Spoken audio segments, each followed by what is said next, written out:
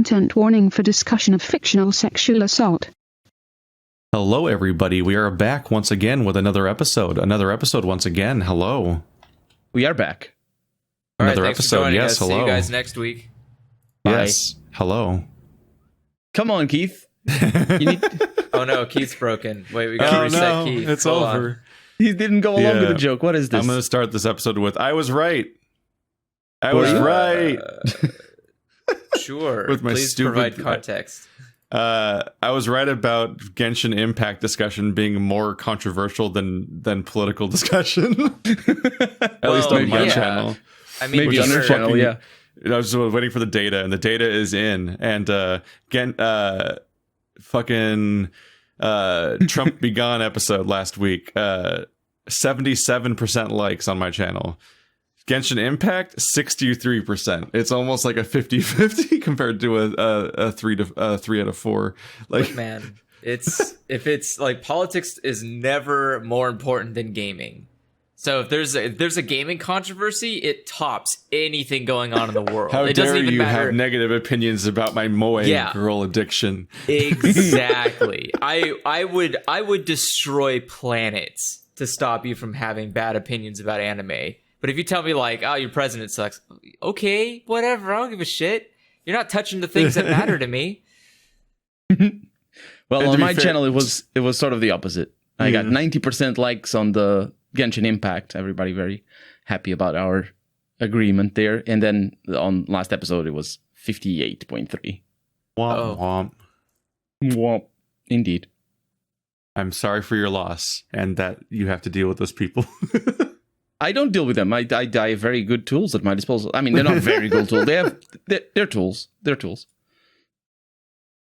So that one had the most likes of any video in the entire series and like double the normal viewership. So obviously this is now a political podcast. Oh, don't get me wrong. I also got the most likes of any video and the most viewership.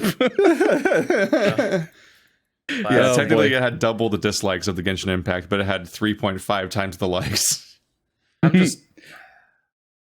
All I want is I just want to go back to ignoring federal problems again.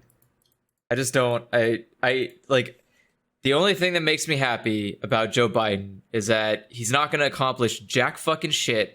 I can just ignore him for a while, focus on the important stuff, and then when it's about election time again, go back to focusing on what matters in federal. But like I'm just happy I can kind of ignore that problem for now, focus on the real, actual. Speaking of ignoring, goodbye that topic. We're past it. That was last week for 3 hours. Now I've got a new controversial topic for everyone to be mad at me for bringing up. Juicy. They keep coming by on a regular basis. We had the Genshin Impact thing. We had the Let's Plays are not fair use. We had 3 Days Grace is trash. Then I don't think that's a controversial topic. No, that was not. Although Stuff with Stephanie doesn't get disliked very much either. But I mean, no, this week we have sexism. Hooray! Everyone loves talking about sexism what do you mean on the this internet. Week? What do you mean this week? Well, this podcast will be primarily focused on some and sort it's of about sexism. a Japanese game, so it's once again we're just people gonna get angry. People are gonna get so angry, and also Andrew's probably gonna be not on my side on this one.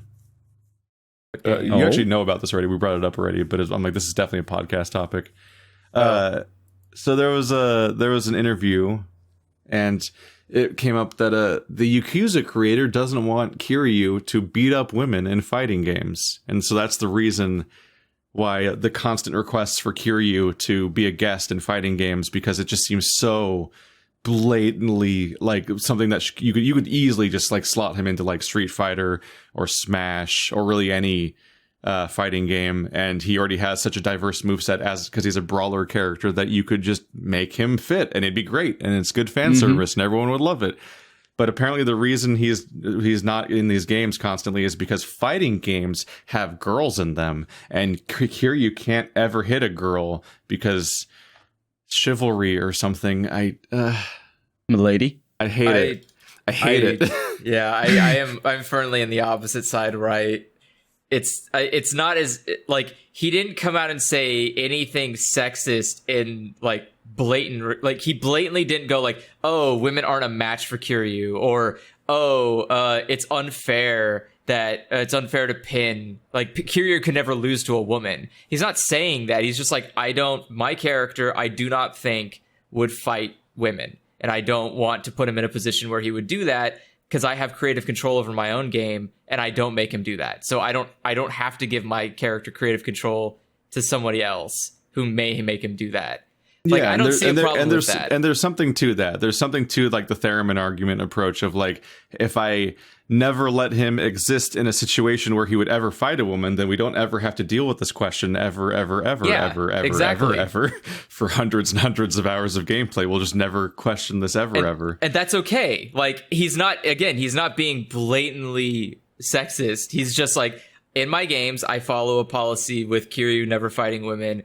It's only coming up now because you've asked me this. But otherwise, the game doesn't like do anything to to frame it as if Kiryu... I agree that he's not being blatantly sexist, but he's still being sexist. Yeah, though. Like that's the thing about like when it comes to like casual racism or casual sexism and so on. Like there's like aspects of like, it's like, oh, he doesn't have to say anything inflammatory or distressing because the passive assumption of how society works is just a thing that it goes by default. Like this is just like, if I just say like he doesn't hit women and don't really interrogate what that actually means and just hope no one else does either, then I get away with never saying anything sexist. And I'm not saying that he's like an openly hateful person or like has deep-seated problems. I'm saying like this is like an issue with gender roles and so on that can be a whole mess, but it's also like all these games are fighting tournaments, and like it's not really about who would be a fair fight. Like none of these games have weight classes in them. like it's like Zangief versus tiny people. At first I thought like when you, Keith, said there's something to that, Andrew, and I'm leaning more on the Andrew side of things right now. At first I thought Keith was going to be his own sort of like counterpoint to this, because I was getting ready to be like the middleman here and just be like, there's a truth on both sides or something. Actually, I found a way to be there. I think what Andrew is saying here is more of the editorial control, or I guess it's authorial control. And just his character doesn't do that, and he doesn't want it, and it's fair, and it's sort of like a quirk. I respect that, honestly, from a authorial perspective, like, because the thing is, it's if you ask a character like that to do something lore breaking in sort of a more traditional lore sense of things, do you know what I mean? Like, imagine, I don't know, a character who never uses computers and then goes on and cameos in a game where everybody uses computers. I'm just saying something ridiculous for the sake of an example. It's fair for the author to be like, I don't want to do that. That's not really something I'm interested in. What Keith is saying, I think, is very important, though, because fighting people is what he does all the time. Yeah, and I get that saying it like, oh, I don't want him in a fighting game because he has to fight women. I don't think he needed to specify that. I think he could have he'll literally beat up like a teenager just to sober them up. Like not even like criminals and dangerous people, but like random people just get punched to solve their problems. It's just like comedic fighting, though. Like nothing in Yakuza none of the combat in Yakuza is like realistic by any accounts. It's just like mindless funny nonsense. The thing is the mindset that prevents him from putting women facing Ryuji. What's his name? Kiryu, yes.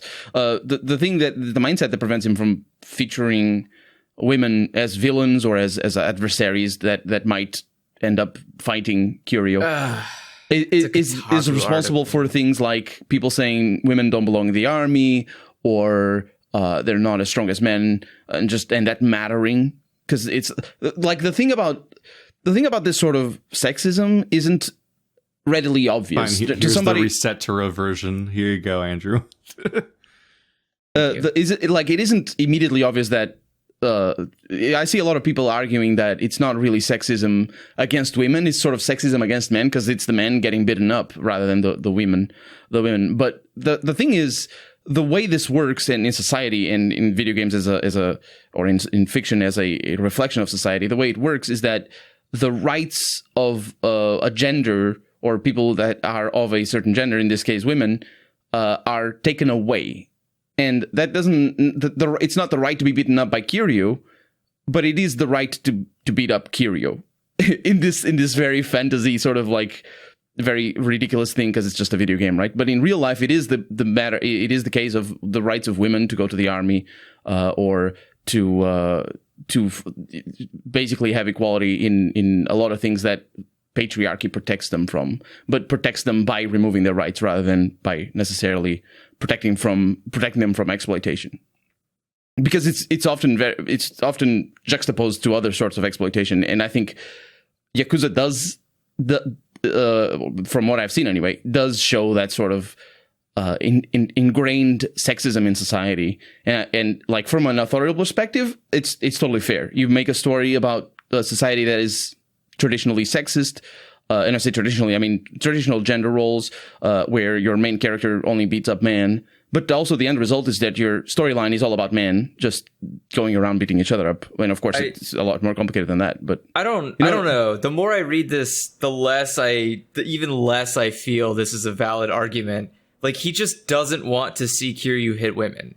There's nothing involved with like misogyny here. He personally does not want to see his character punching women. That is completely his own authority. It does not fucking matter at all there's no other hidden meaning to this. He just doesn't want to see his character punching women. Fine. No, I disagree with the idea there's no additional meaning. I totally understand that that's exactly what he said, and he said nothing else, and he wasn't like, fuck all women and they're not allowed to do fighting and they would all crumple before him and women are allowed to be fighters and so on. Like, he didn't say any of that stuff. He didn't say that. I'm saying absolutely. I'm not saying he creates a character with these rules, and those rules are going unquestioned, and if you question those rules, there's not a lot of answers you can land on that actually don't end up with some kind of sexist grounding to them, aside from the one where you're kind of doing where you just throw your hands up and don't go any further with it. I guess, I just don't see an issue there. Like, it's not that he's ill-intentioned, but that doesn't mean that the creator's views on gender roles and so on. And I think that's okay. It's this idea of as chivalry, long as it's not, but like advanced chivalry, like this idea, like you can't conceive the idea of like women can't be fighters and they can't do anything and like that, and like so like the option just isn't there. They can't belong to the Yakuza. They can't be mob bosses. Which I don't know. A single Yakuza game straight up features like 300 characters over the course of its playthrough because of the sheer number of NPCs you encounter throughout it that are all named in some way and so on, and like it's all dudes forever. It's 5 billion dudes, and it's always a billion dudes. And then whenever a girl shows up, they're a cabaret worker or an office worker, or you need to escort them somewhere and save them from thugs. And they will never be allowed to take place in violence of any kind in particular. I haven't played Yakuza 7 yet. Because I have to play through 4, 5, Dead Souls 6, and then 7. But in that one, they finally added a female party member because they made it a group-based, turn-based RPG instead of the beat-em-up stuff. But even in that one, I'm like, oh, okay, her abilities are to flirt with people and hit them with her purse.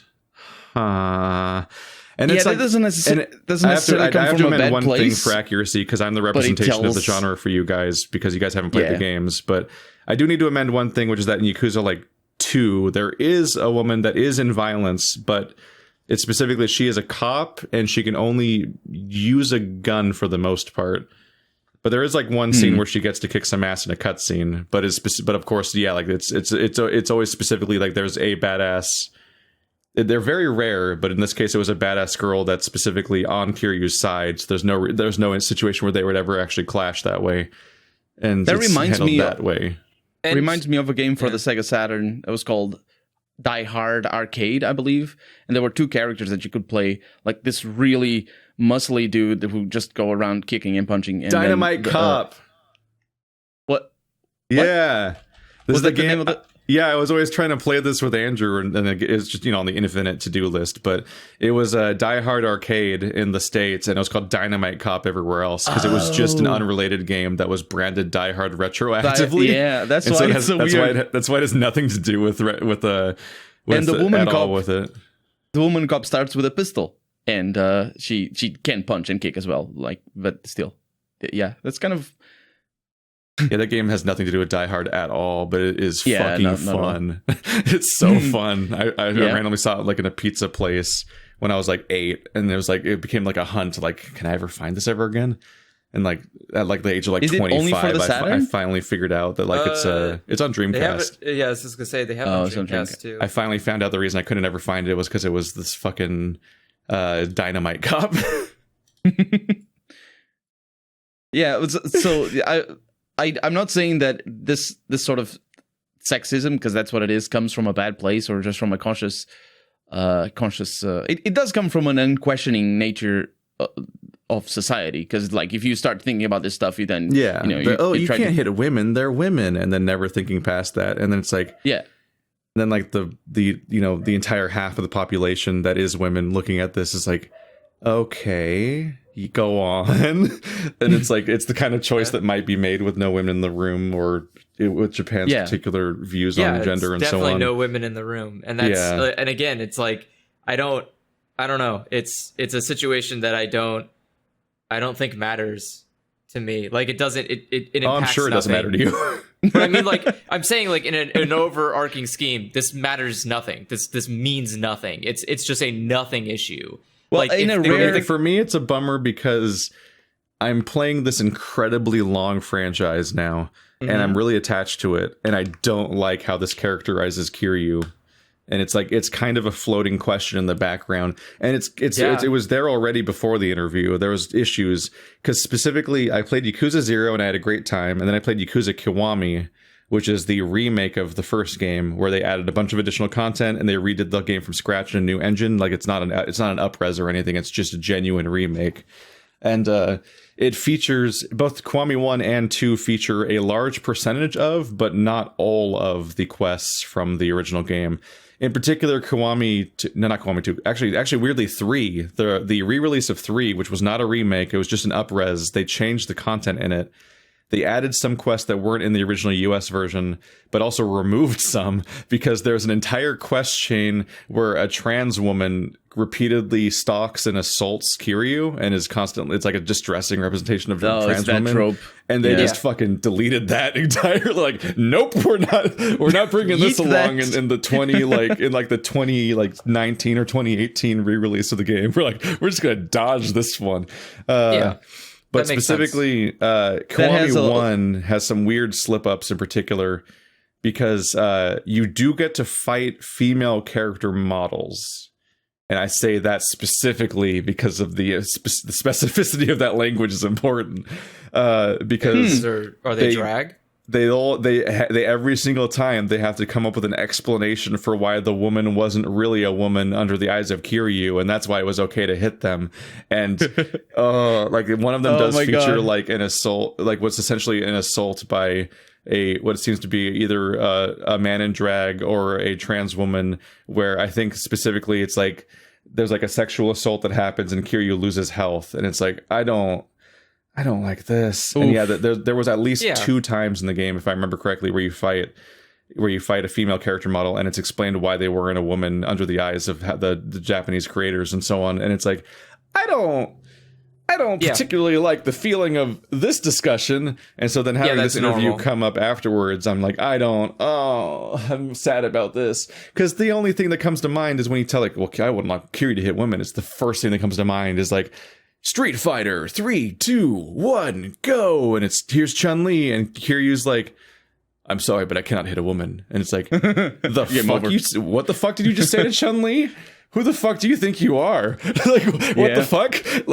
Because there's an inherent beneath me but it's not tone to that. But it's not Kiryu wouldn't hit women. It's that the creator doesn't want to see him hit women. Yeah, so they'll carefully warp all of reality around Kiryu to make this never be a possibility forever. But the character itself is not a problem. Like, but it just makes me sad. By all accounts, he can beat the shit out of women. It's just that the creator you have to tiptoe around him because he doesn't magically want that. never comes up over the course of several hundred hours I'm not of sure JRPG. that makes it better. I'm not sure that makes it better because on the one hand, not even counting Dead Souls, there are now 8 mainline Yakuza games, and like that's a long fucking franchise to just have an entire half of the population never once be a crime lord or a boss or any kind of like fucking femme fatale assassin ladies, like biker chick, anything, just literally anything you could add in that like a character. Like every anime ever would find moments where there would be a woman that does violence at some point that has these kinds of tones. Like, I mean, it's tough because you're balancing two different issues. One is you're balancing Japan. You're balancing Japan's culture. You're balancing Japan's culture in 1988, which is definitely not pro hitting women. Like, if a man was hitting a woman in Japan in 1988, that guy most of the Yakuza games are modern. Zero was a prequel that took place before he spent like 10 years in prison. Then you have on top of that the Yakuza issue, which Yakuza follow their own set of culture and rules. So like there's a lot of barriers here to get to like an open world. You know, like this seems unfair. It's like yes, because you're looking at it from a modern perspective. But I don't think it makes it better. If you're saying that it's not that the character doesn't want to hit women, is that the author doesn't want the character to hit women or see the character hitting women. I would rather on the one hand, because that means that Kiryu doesn't hit women. But the thing is, you could have a character who was like staunchly against hitting women, and even though that's a traditional attitude to have, and traditional gender roles and whatnot, it's still like a point that you can make, and it's a good point in a lot of aspects because it can also be a point of violence, character growth if they have to actually come to clash with that ideology in some way. You can mine storytelling from that instead of just pretending that it's not a question forever. I mean, I like that I prefer that it is the creator doesn't want to see Kiryu hit women, because it means that if he's gone, Kiryu can go and hit women. Like, what a fucking way to phrase it. But seriously, that's the thing, is that it's not Kiryu himself does not hit women. Canonical. It's the guy who's running the show doesn't want him to do it. Which means that it's not Kiryu isn't sexist. I don't know if the franchise would still exist if that creator left. It could be. I think it might be one of those ones. Because here the thing is, it doesn't matter if the series does. They can just license that character out to a bunch of fighting games now. Like, oh well, the creator's gone, but guess what, guys? DLC. He's coming for you, Chun-Li. Yeah, he's every fighting game now has Kiryu in it. Like, because there's no rule that says that Kiryu can't hit women. It's just the creator's like, I'm the puppet master and I won't let it happen. And so if the publisher's like, all right, well, we don't want you anymore, Kiryu's gonna go hit women now, then they just send him to every fighting game. Oh my god, you just phrase it in the worst way. Because he makes it about hitting women. Well, that's the thing, is like it ends up not being, though, because that's the issue. Like, it's short, don't hit women, nice, it's a good thing. But I mean, that ends that up regard, don't with hit storytelling. People. Don't hit people for sure. But Yakuza's a casual violence franchise. It ends up with storylines that don't feature women, or feature women in just very limited roles, like housekeeping or courtesans. That's the characters I can think of from my Yakuza 3, because that's the last game I saw. Yakuza. Oh yeah, because did you watch all? Have you been watching all the Yakuza playthroughs? Yeah. Yeah, because like all the women a huge percentage of them are cabaret workers. Yeah, and, like, absolutely. Sex workers and they so have on. to be. That's the whole premise, is that Yakuza wouldn't hurt women like physically. They would just force them into like the sex trade. There was no way they would like beat the shit out of them. They just go like, all right, we're gonna make you a prostitute. We're gonna make you a cabaret girl. Or like, there are these moments girl. where you're like I think there was like whole cabaret storylines in Kiwami too, where you'd work up the charm with each individual cabaret worker, and then you'd essentially go on a date with them. Whereas more so than a date, it was like a employee.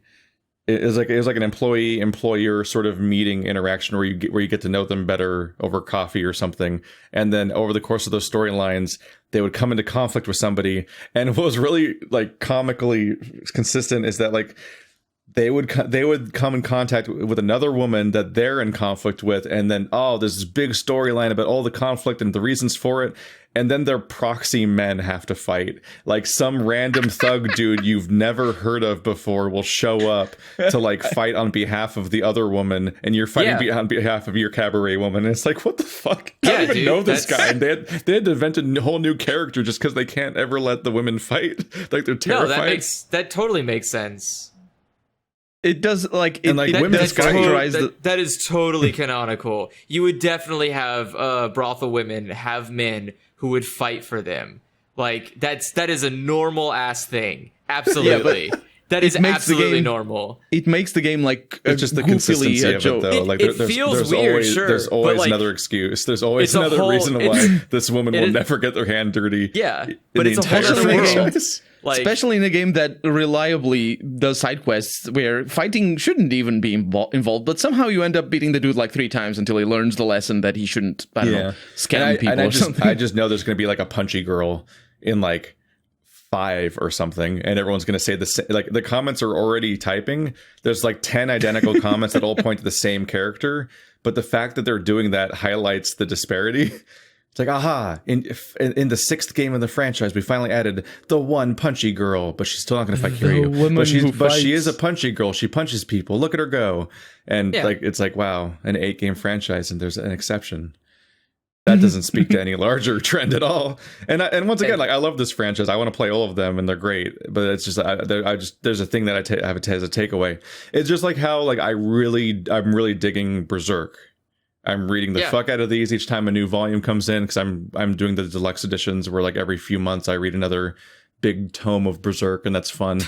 And there's a lot of shit about it that's really cool. And I'm also the versions I'm buying are giant pages, so it's some real good large art, and it's good. But boy, sure got mixed feelings about Casca. Like Casca's like, she's a great character, and she's completely 100% on board, and even ahead of a lot of the male characters in the crew. And she's scrappy, and she fights and all this shit, and she's a leader, and she's a great character, and for a lot of reasons. But boy, the game, like the. If I chronicle every sexual assault or rape that happens in the entire storyline so far, there's one that wasn't Casca.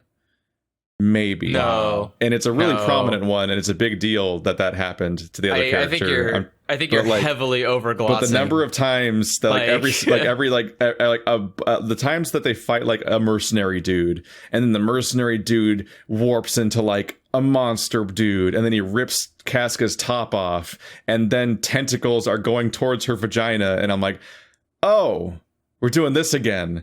And then like 3 chapters later, it's like, oh, we're doing this again. Like it's like the number of like almost back-to-back times it starts to happen. I'm like, okay, come on.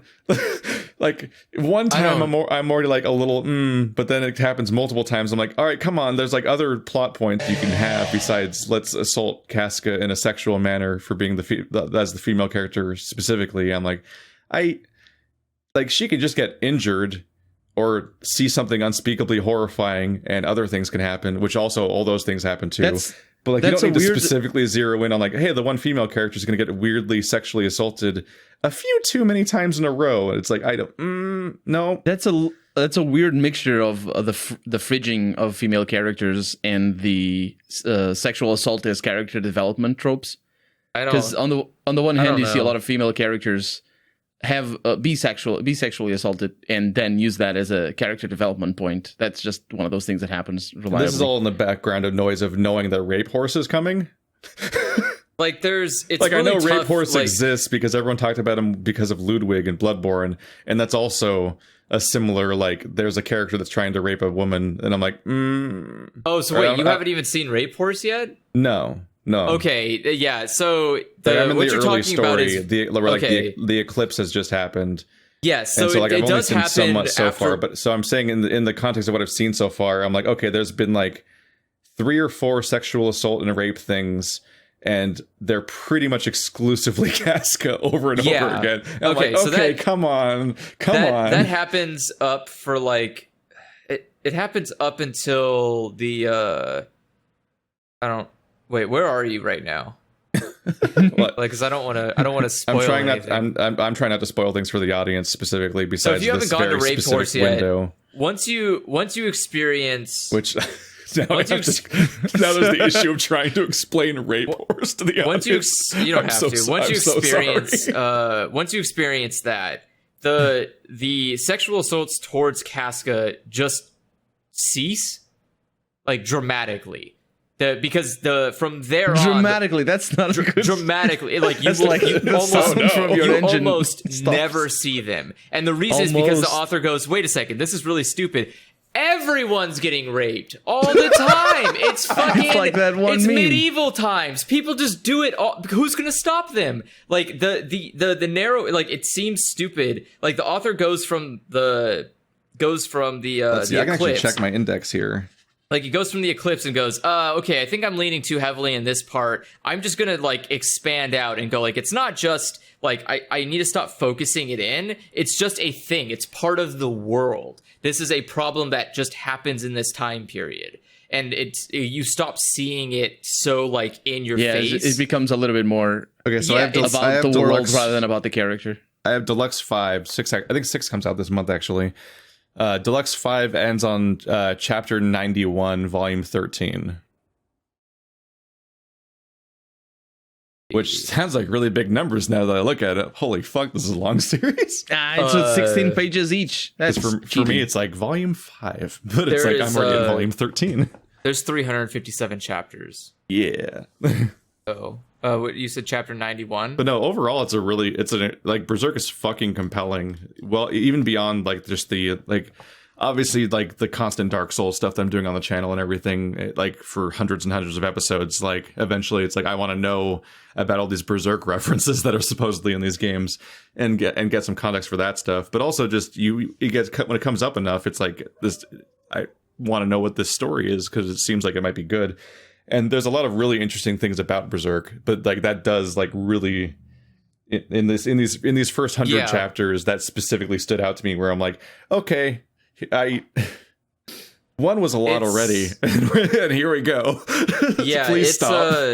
I mean, and unfortunately that's the easiest way to get a rise out of people, is because Casca is just, like, the best character in the series, and to, like, put her into a state where she's that vulnerable is infuriating to watch, because you're like, come on, man, this is nothing.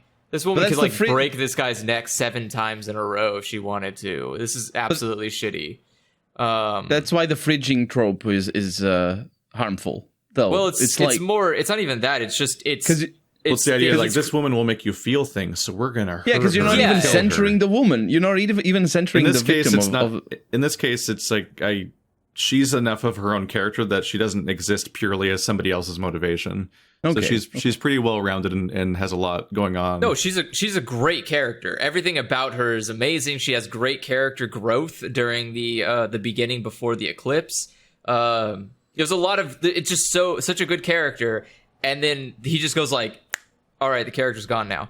And you're like, what the fuck? Like, why did you do this? And yeah, so that's how you get a rise out of people, is because you have this great character, people love her, and then you go like, yeah, but what if she's a vulnerable every encounter? And you're like, yeah, I guess I'm getting a rise out because I'm frustrated. It is a threat that's fulfilled in that a lot of prominent characters just die, like, all the time in this storyline, and so you don't know if it's going to happen or not. And unfortunately, there's, like, the part of me that's like, well, yeah, but the nice part is that anything that threatens Casca gets just immediately obliterated by Guts, so it's really fun to see. Like, it just pisses him off, so he just, like, annihilates whatever's in front of her. So it's really great. I mean, that's the plus side. It's like, oh no, this tentacle monster, yeah, but it's about to get turned into fucking, like, salami in a second. Like, and, you know, like, that's my motivation to keep reading in a sense. It's just like, yeah, but Gus is gonna murder it, like, really murder it. Like, yeah, but there's still like the part of me that's just like, no, yeah, but the creator's real fixated on like not only is there gonna be like an implied rape, but it's gonna be like how do I make it worse? Like, oh, it's this like big like torso-sized tentacle, and it's covered in spikes, and it's like and it's got mouths on it. Maybe like he goes so fucking far, and I'm like, okay, come on, man. Come on. Yeah, and again, there's like no the other third time. motivational. Stop. Yeah, because after the eclipse, there's not really anything to, especially in the very beginning, at post eclipse. It's really hard to do anything when there's only 2 people. You know, you're like, what are the stakes? Well, Guts ain't gonna die. Like, you know, you're kind of just like, well, I know this guy ain't gonna die. So, like, the only thing you could do is threaten Casca. And it eventually will get to a point where you're like, oh, that's why I say, like, he eventually tapers out, because he goes, oh, wait, there's, like, I don't have to do this anymore. I can just back off. There's actual threats and stakes now. I don't have to, like, be, over the top. I don't have to, like, do this like threat of rape every encounter.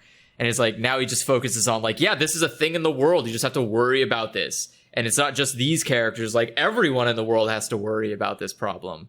And so that's, yeah, once that happens, you're kind of like, oh, thank goodness, all right, we'll just kind of take a step back from this whole thing, right? And it's like, yeah, now you just see it happening in the background, you're like, oh god, great. you're more disappointed because you're like, well, nothing's gonna happen from, like, nothing's going to prevent that one. So awesome. And then you just have to endure. Because, like, that's the thing. He switches it from being like, oh, it's a dumb threat, but it's preventable, to like, oh, God, yeah, this is actually a real problem and no one's going to take care of this, are they? But it's not happening to the main character, so it's not a problem, you know? like, great. All right. Yeah. I don't know. It's tough. Again, Berserk it leans really heavily on 2 types of emotional... And the worst thing happened. Yes, here it goes. Yeah, that's Berserk's entire thing. Is like, how can we make this situation more unsettling, more uncomfortable, and worse? And it's always, well, either death and rape, or death rape. And you're like, well, what is death rape? And you're like, exactly. And then you don't. Yeah, it just that's it. That's all he's got under his sleeve. It's those 2 things. This video is gonna be a yellow dollar sign. Yeah, yellow dollar sign. But on the YouTube out. But that's just Berserk. Yeah, I there's nothing I can defend because I also don't like it. I don't enjoy reading that stuff, so it is annoying to me when I see it, and so I agree. I always got the impression that it's not necessarily meant to be enjoyed like that. Well, Berserk isn't a feel-good shonen. It's not like, oh, guys, we're going to save the world. It is not empowering on any level. It's a fucking nightmare. It's a selfish hero's quest where Guts' only prerogative is to get Casca back to how she was before. And I haven't read it, but like one of the closest things I can think of was like what I get, the impression I get from Gantz O or Gantz Zero is like, it's the Berserk thing where like there's a character who just has this. You have a character or characters that are just in a situation that they cannot ever escape, presumably, and it's just going to get more violent and worse. And on a global scale, absolutely everything is getting worse, and it's affecting everyone. And you're just following people that are kind of just trapped in this endless thing, just trying to get through the next chapter, essentially, and then the next chapter will somehow just escalate further. And it's not in like the power fantasy thing of like, aha, after Frieza is Cell and Boo and so on, where it's like the previous encounter but more stronger, so I gotta like become more stronger again to beat it. It's like every single one is just like grim and distressing, and there's not really like the fun cathartic aspect of it at all. It's just a fucking weird ride. But it's strange. It's strangely compelling. It reminds me of Tsubasa Chronicles. I didn't watch the show until the end. I did read the manga, but it's basically the same premise. Somebody needs to be restored, and it's I say somebody, but it's she needs to be restored, and he needs to help her. And it's also the same pattern of removing agency from her. Although I don't know if Casca if she's being sexually assaulted, then Casca has no agency. She's literally just a sack of potatoes. And that pattern is basically tied into precisely what is the problem with what the conversation, how the conversation started. It's just the removal of agency from women, and that happens in fiction as a result of the way the world is, in terms of, the world is sexist. So, people who unquestioningly see the world the way it is, they represent it in fiction. Although maybe sometimes it's on purpose, other times it's, with the best of intentions, as is the case with Yakuza. I don't know. It's I don't want to spoil anything. Oh yeah, don't spoil. There's no need for that. But that's a dangerous sentence. I don't want to spoil anything. So I don't want to. I don't want to spoil anything, but I don't think that logic applies to Berserk. I'm not saying that it's forever like that. I'm just saying that it's a pattern. Because I was thinking of Tsubasa Chronicles, but I thought of another one that was similar to that one as well, and I forget which one it is. It's the whole anime was about restoring some. I don't know. I don't remember. Because you were talking and I was just thinking. It's definitely just an ask. These two things are kind of an interesting parallel to some extent, where there's just the issue of if you're a woman consuming media, there's this weird feeling that due to representation, there's this idea that you're more likely to be raped than to be somebody who can fight. Yeah. And it's because one of these things people have really big misgivings about representing in their media, it's a problem, and they're no, I can't show a woman doing fighting or getting hit. But rape is weirdly common, and that, and the fact that there's a weird leap past one thing towards the other one is so, it can be so strange to witness on a macro scale. Because rape removes power, and fighting, even though you're defending yourself, that's inherently empowering. That's the reason. It might not be conscious. But if you think about it, then it becomes conscious, because it's just, there's no other explanation for it. It's just how it goes. The reason women can't fight in the army, or I'm just using it as an example because obviously they can these days, depending on the country. The reason is because you're removing their agency and removing their power. That's, Yeah, and there's an aspect of in one way, it's okay, well, one of these is a way worse version of violence against women than the other one is. So why is it somehow more common? But it's because they both fit in the same narrative of these are two different versions of women aren't empowered. Yeah, absolutely. They're both situations where the woman doesn't have agency and can't defend themselves and can't do what they want. But specifically, they're always passive. Mm-hmm. So that's the through line. Just as an added thing, because it's all about the power as well. The other aspect of representation of sexual assault in media, primarily aimed towards women, also has to do with the using the bodies of women as props, and it again ties into how I keep saying Ryuji, but it's not. It's Kiryu. That's the one. That also ties into how the author of Yakuza doesn't want Kiryu to beat women, which is that you're not centering the character of the woman, you're centering her body.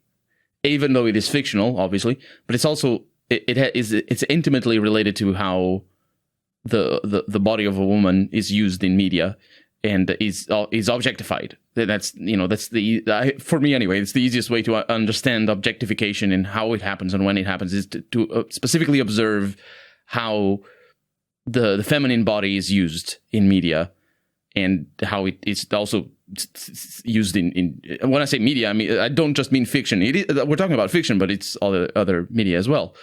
And it's detached from the person, and it's never understood as well, it's not. It's never understood, but it's rarely understood as part of the character. I just think people are fucking lazy. They just don't have better ideas to be shocking than that. It's just people fall back on previous assumptions and just the default things that people already and it's a lot of stuff that is casually sexist and so on in media are often just kind of tropes being repeated uncritically. Mm-hmm. Yeah. I'm doing things because I grew up with media that would bring up these kinds of things, and I'm not really questioning why. And I'm just gonna kind of regurgitate the culture around me. And that happens with any sort of discrimination, really. It's really when there's a kickback from when you call somebody out for being discriminatory in their writing, and you say, "Hey, you shouldn't do this." And it's really when they just sort of double down and are like, "Oh yeah, well, I'm gonna write a book about this man who dresses like a woman." I'm talking about J.K. Rowling, but the example applies. Yeah, to me, when it comes to media, there's obvious, like, if I see a trope, I just generally ignore it because I don't. What does that mean? So, like, it's forgettable for me when I see what tropey stuff happens, because to me it's just like, yeah, okay, I get it, you're gonna do the thing, and you just like move on from it. You don't retain it to memory because it's not worth. You forget the entire plot happens. No, like I forget, like a good example is or you just forget that it is a trope. Yeah, not that I forget it as a trope. I just forget that other people might see that trope negatively because I'm so used to seeing that trope. Where it's like, to me, it's already negative, but I don't think more about that. I don't go like, oh my God, I can't believe they're doing that trope again. It's like, oh yeah, that trope. And I just move on from it. Doesn't that affect your enjoyment of certain media? Wouldn't you say that? Well, sure, because again, it's lazy.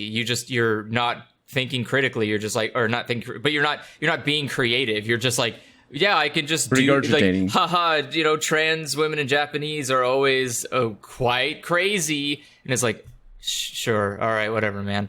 And you just kind of like move on from it. You don't think about it. The character isn't really interesting or important. Distressingly like sexual predators. Yeah, they're always either really flamboyant to the point of like, you can't even mistake them as anything but what they are. Or they're like really creepy about it, where they're trying too hard to get with the main character who's clearly not swinging that way, because, who would? Because haha, only weirdo people do that. That would be gay, am I right, fellas? Yeah, exactly. And so again, you kind of like, well, again, for me, I just swing past it because it's like, all right, unmemorable character, throwaway, garbage. I don't have to pay attention. It's like, who gives a shit? I think there's a certain. I think I do that as well, to a certain extent. Like, for example, one of my favorite franchises, not really, it's a series of books, basically, Lord of the Rings. I really enjoy those, and I every few years go back in and read them again. It's full of that sort of, well, certainly it's not full of women. It has very, very few female characters, since we're talking about representation here.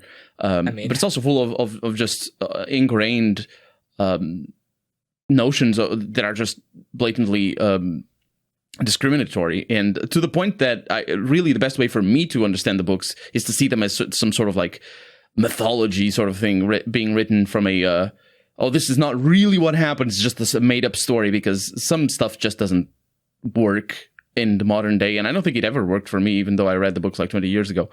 But that's when they were written. But I think for somebody in the beginning of the 20th century reading that and seeing the orcs and the way they are described and the role that they have, or just not having any female characters throughout the whole thing, those are the two that come to mind, honestly, the two most important, I think. It wouldn't be a problem. Good example of the idea of a thing just being regurgitated uncritically. Yeah. I think Lord of the Rings, the orcs from all the orcs. Like, you just like, orcs have been used in previous popular things, so they just infinitely replicate into every other form of media. But then, like, only in recent years, people are like, is the discussion actually happening with the idea of like, wait a minute, is the entire origin of the concept of orc like a racist concept based around distressing things about other races written by a white guy? That it's like, maybe we went a little too far without ever questioning this.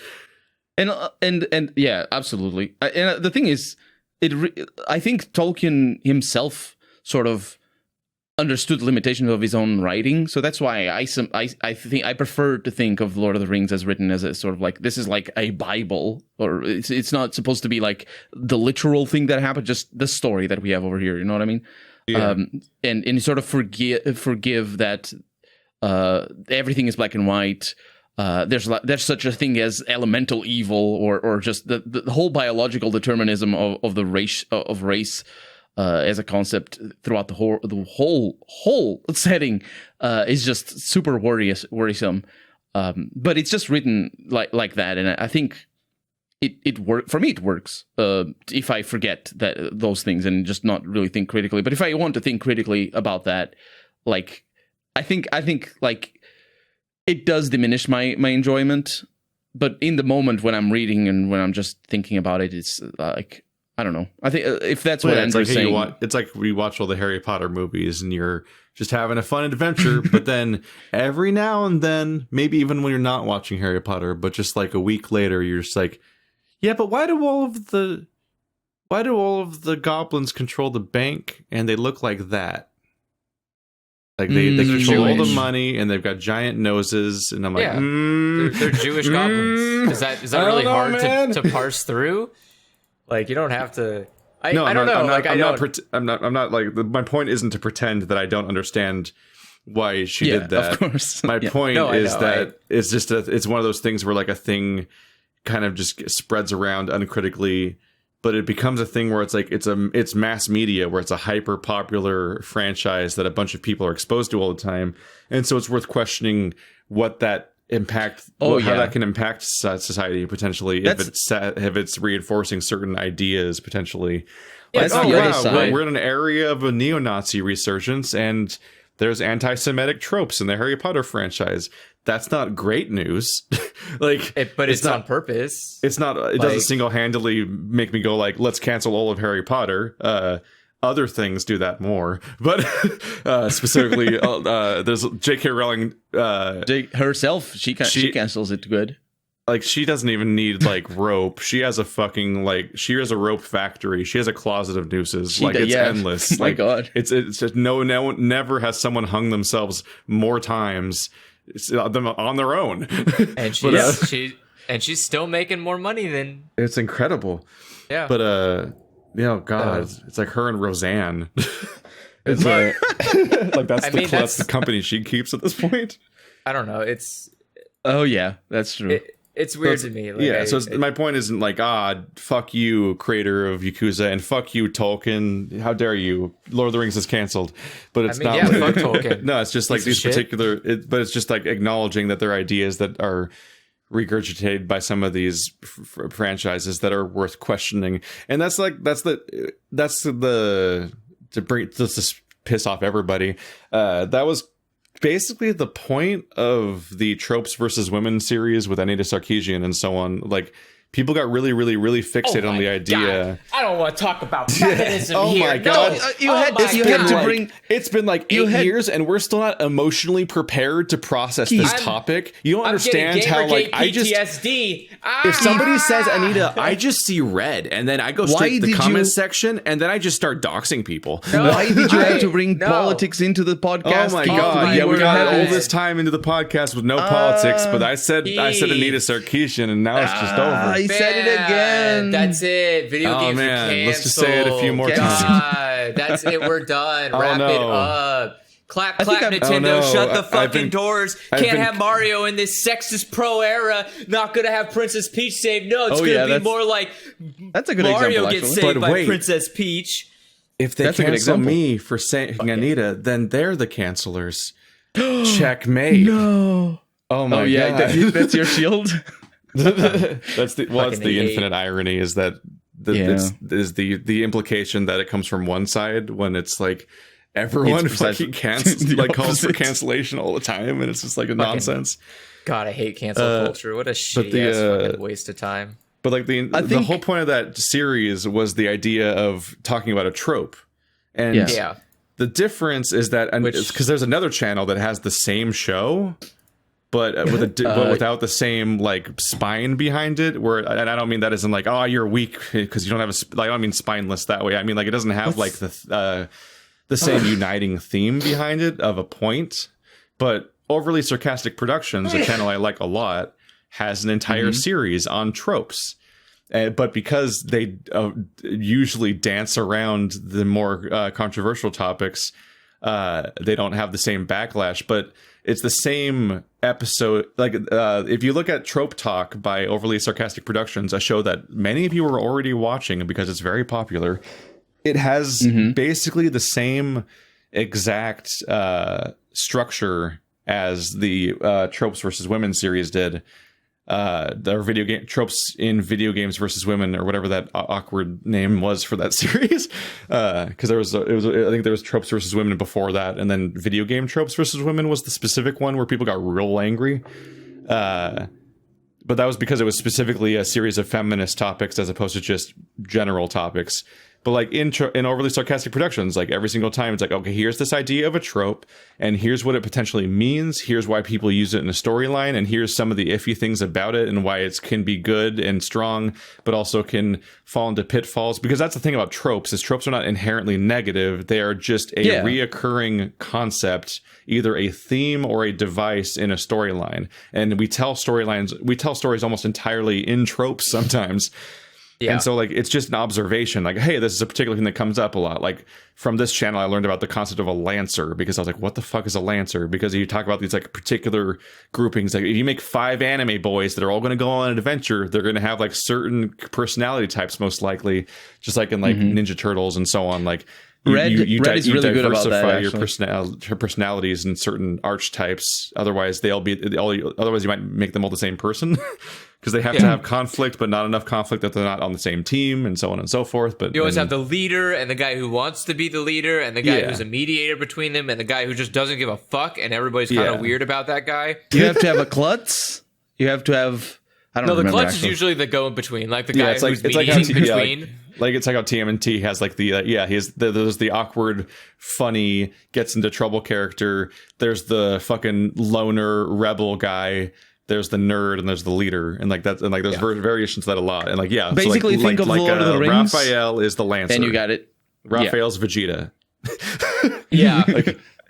And like that, then like, and it's really interesting learning those stuff via that channel and so on. But it's really funny watching that. Like it's like the same. Obviously, there's a slight difference. Trope Talk is kind of, it has like an extra credits tone where it's like the fast talking and like the higher voice and like the slideshow effect and all that. But like it's functionally the same show on a structural level, and the whole, and like if you don't engage with that structure in an intellectually honest way, where you meet it on its own terms of what it's even supposed to be trying to say, then your brain turns off and you lose your mind trying to sit through this, because these are both shows that are about an endless series of examples of an idea to illustrate not only the ways that an idea can be expressed, but also the frequency in which it is expressed. Because one, you're trying to reinforce the idea of like, okay, here's how this idea can be used, but also you want to show evidence that this idea is used a lot so that you can argue that it is a trope to begin with. Like, that whole thing has to happen. And so people it really trains your brain as well. Thinking about that, think about things like that trains your brain whenever you're seeing something new, and it just educates you in probably the least moralistic way of the word, or moralistic sense of the word. It educates you for new media that you consume, and you can enjoy. I think you can enjoy media better and have more pleasure when you are just kind of understanding these ideas. And it's also like it's interesting oftentimes because you're learning more about things that you kind of already know, because you're watching media constantly, because that's like our world. It's like there's this constant media. You're reading books, or you're listening to podcasts, and you're watching YouTube videos, and you're watching movies and TV shows and reading comics and so on and so forth, and playing video games, and they all have these structures behind them, and you're picking up on them whether you realize it or not. And so having a word for it and learning more about the thing mostly just gives you a better understanding of the thing you're already engaging with, and helps you kind of be more critical of the thing and learn more about it. And also, and sometimes remember it better, and sometimes appreciate stuff more when it does things well. And also, like, a lot of media is built entirely around subversion, and subversion doesn't work as well if you don't understand the things in the first place that are happening. Like, that's not necessarily true. Look at Fight Club. Well, that's people failing to understand Fight Club and being like they're just being fascists. There's like, I love Fight Club. It tells me fascism's good. Oh no, you aren't good at media analysis. Or RoboCop. I've heard some people talk about art. RoboCop. You failed art. I've heard some people talk about RoboCop. Not. Oh, I've never watched Dirty Harry. Dirty Harry is not a pro loose cop movie. it's as a franchise it becomes that eventually, but like the movie is that I'll never get over the fact that when I said that art is political, somebody's fucking like counterpoint was Dirty Harry. I'm like, do you understand anything? What the fuck? Your example of an apolitical piece of art was Dirty Harry? You're horrible at this. That's embarrassing. What about Judge Dredd then? That's not political at all. Mad Max. It's always that infographic of cyberpunk fiction where people like or of all the ideas being expressed by cyberpunk, and then everyone's like, cool arm lasers, woo. Oh Jesus. But yeah, like the to rewind to the idea though was just that like people see Red because they're already mad at the reputation that the Anita has, because a lot of that's like churned entirely outside of her own behavior to an extent. Like there's a lot of like entire YouTube channels that built a career out of just being mad at her, and all of their content has more viewership than any of her stuff ever did. And like, so it's endless insular feedback loop of people basically just representing her however the hell they feel like, and in many cases just making shit up. And the audience will never actually engage with the real source material that's being criticized here, so they won't know what her videos were even like to begin with, and that's its own problem. But also, like, if you're already seeing Red and you refuse to engage with this media on its own terms, then you're just going to see the list of games that comes up, and instead of actually thinking about the trend as a whole that she's illustrating throughout all those games, like, how here's this trope and here's a bunch of games that have this trope and so on, you're going to get laser focused on like trying to disprove every individual game on a 1-by-1 basis. And if any of them you can disprove, you're like, haha, I've defeated this video and I've conquered it. I can now stop watching it. And I've had multiple conversations with people where they just check out because the list happens and they find like one example. They're not quite satisfied with the idea that it reinforces the thing she was saying. Therefore, they've beaten the video and the video is bad or something. And I'm like, yeah, but all of those videos illustrate a trend. All of those games illustrate a trend collectively, and it's like at some point, like because I've seen the videos, like it's like disingenuous to like pretend the entire list is bad just because you found an iffy example, and it's like not that I necessarily want to defend people who attack Anita Sarkeesian. I will concede that it is sometimes difficult to like we can be talking about the same movie, the same piece of fiction, and point to a thing and just say that this can be interpreted. Like a simple example of some we saying that the is it goblins in the art is in many ways very, very subjective, which is part of the reason to make such a big list, is because you need to talk about a number of them, because if your one example is not everyone can agree on that, then it's hard to illustrate your idea.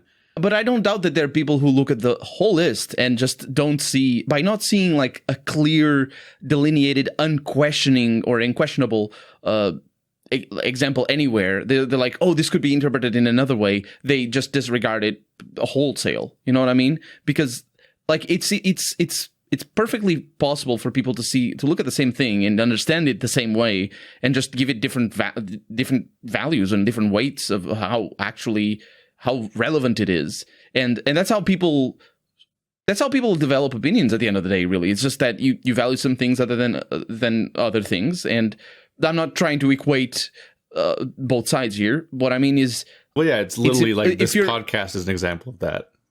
Yeah, the Kiryu topic with Andrew and so on. Like you have completely different like reads on the idea, and that's how this works. If you see, the thing is, if you got into the whole issue by watching Daring or whatever that dude now is, or I don't know. This is some big channels. So many big. The Quartering, yes, that's the one. If you just listen to their videos, and just God rest your soul. Yeah, that too. But if you enjoy listening to them and you agree with them, it's going to be difficult for you to break out of that if you don't make an effort, because that's the role. That's the rule for everywhere in life. Everywhere, if you don't make an effort to try to think a little bit critically, you're not going to break out of your habits, and you're just going to be stuck in however mode you're thinking. It doesn't matter what mode you're thinking you are. If you don't try, am I really right? Let me think a little bit about this, a little bit from the other perspective. And then everyone on the planet is way more a victim to their own tribalism and the sides they've picked than they can possibly be aware of. Like like we're like hardwired to be incapable of self-criticizing on this particular way. And it's like people have to like, they're like, it has to be so romantic. Like people have to be like backed into like a separate, they have to feel safe. And they have to feel alone and unjudged, and like there has to be the right amount of like candles and incense lit. And then suddenly somebody might just see the right video in the right context where an idea slips in before the emotions take hold, and then they have to deal with that idea. And they didn't realize, it didn't signal fast enough that it was a thing they were supposed to be mad about based on all their preconceptions. And so the idea got in before the mad reaction to the idea got in. And then they grapple with it, and they might end up changing as a person. But that's like, it's a fucking phalanx, man. Like everyone's got a phalanx, and it's like bulletproof. I mean, it's important to note that what I'm saying and what you're saying is not a defense to people who say, "Oh, you shouldn't be aggressive when you're defending." No, it's an explanation. Yeah, it's an explanation. Like policing the tone of people who are constantly harassed, like Anita Sarkeesian and others. Who are constantly not prosecuted, that's not the word, but like harassed basically, and for them to be mad and for people to be mad about people's shitty attitude, that's totally warranted. I'm not trying to pretend and I don't think you're trying to pretend either, that the best attitude to have is to always be nice to the people who just think bigoted things, and just always try to be, cater to their sensibilities and be like, oh, but do you want? Because if we ever antagonize them, how will we ever bring them to our side? We should just act like they're right all the time. Apparently, that's like, I don't know what the fucking implied solution's supposed to be. Like, people need to come to their own realizations on their own terms. And if those own terms is to, be badly received by people, then that's how it goes. Because, sometimes if you're a jerk and people are mad at you for being a jerk, that's the way for you to stop being a jerk. Other times it's just you get worse. I don't know. And if you haven't... if you're one of those people out there that heard about the Anita Sarkeesian controversies and whatnot, but you still haven't actually watched the series, like, just go watch her series. Just actually go watch the video game series that everyone was so mad about.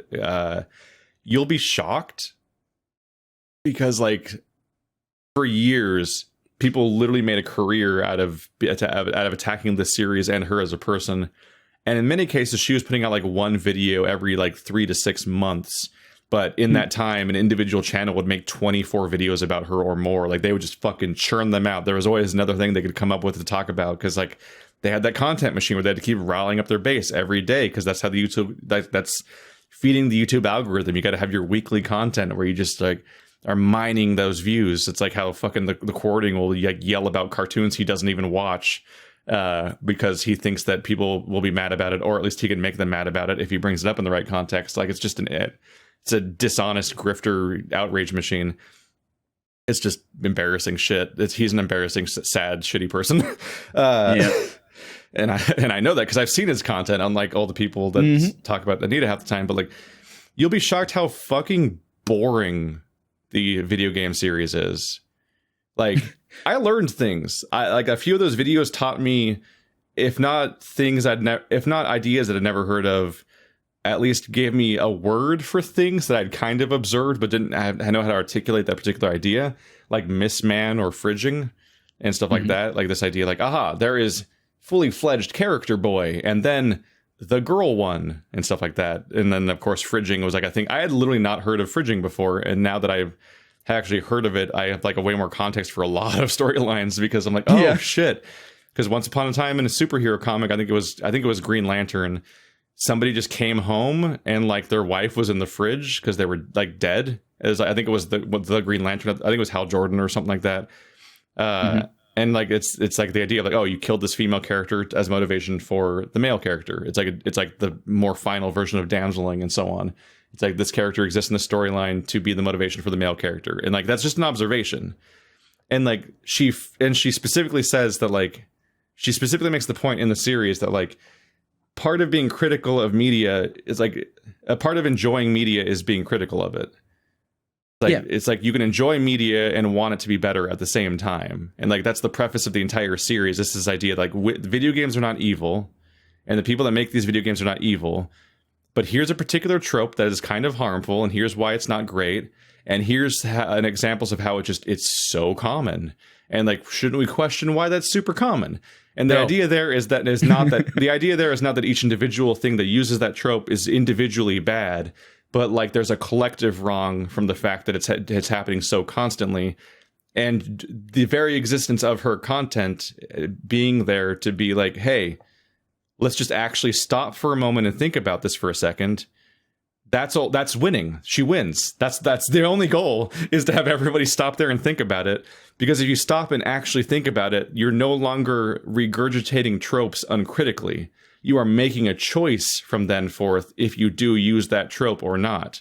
And it's so telling as well. Sometimes there's some authors that will use tropes on purpose like that they know are tropes, and it's also very telling that they are using tropes knowingly. In other cases, people will use them thoughtfully.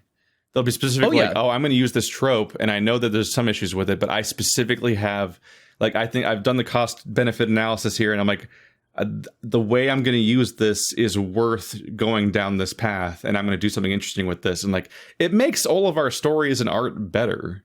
It's a win for everyone. The budget for that. No one ever fucking does that.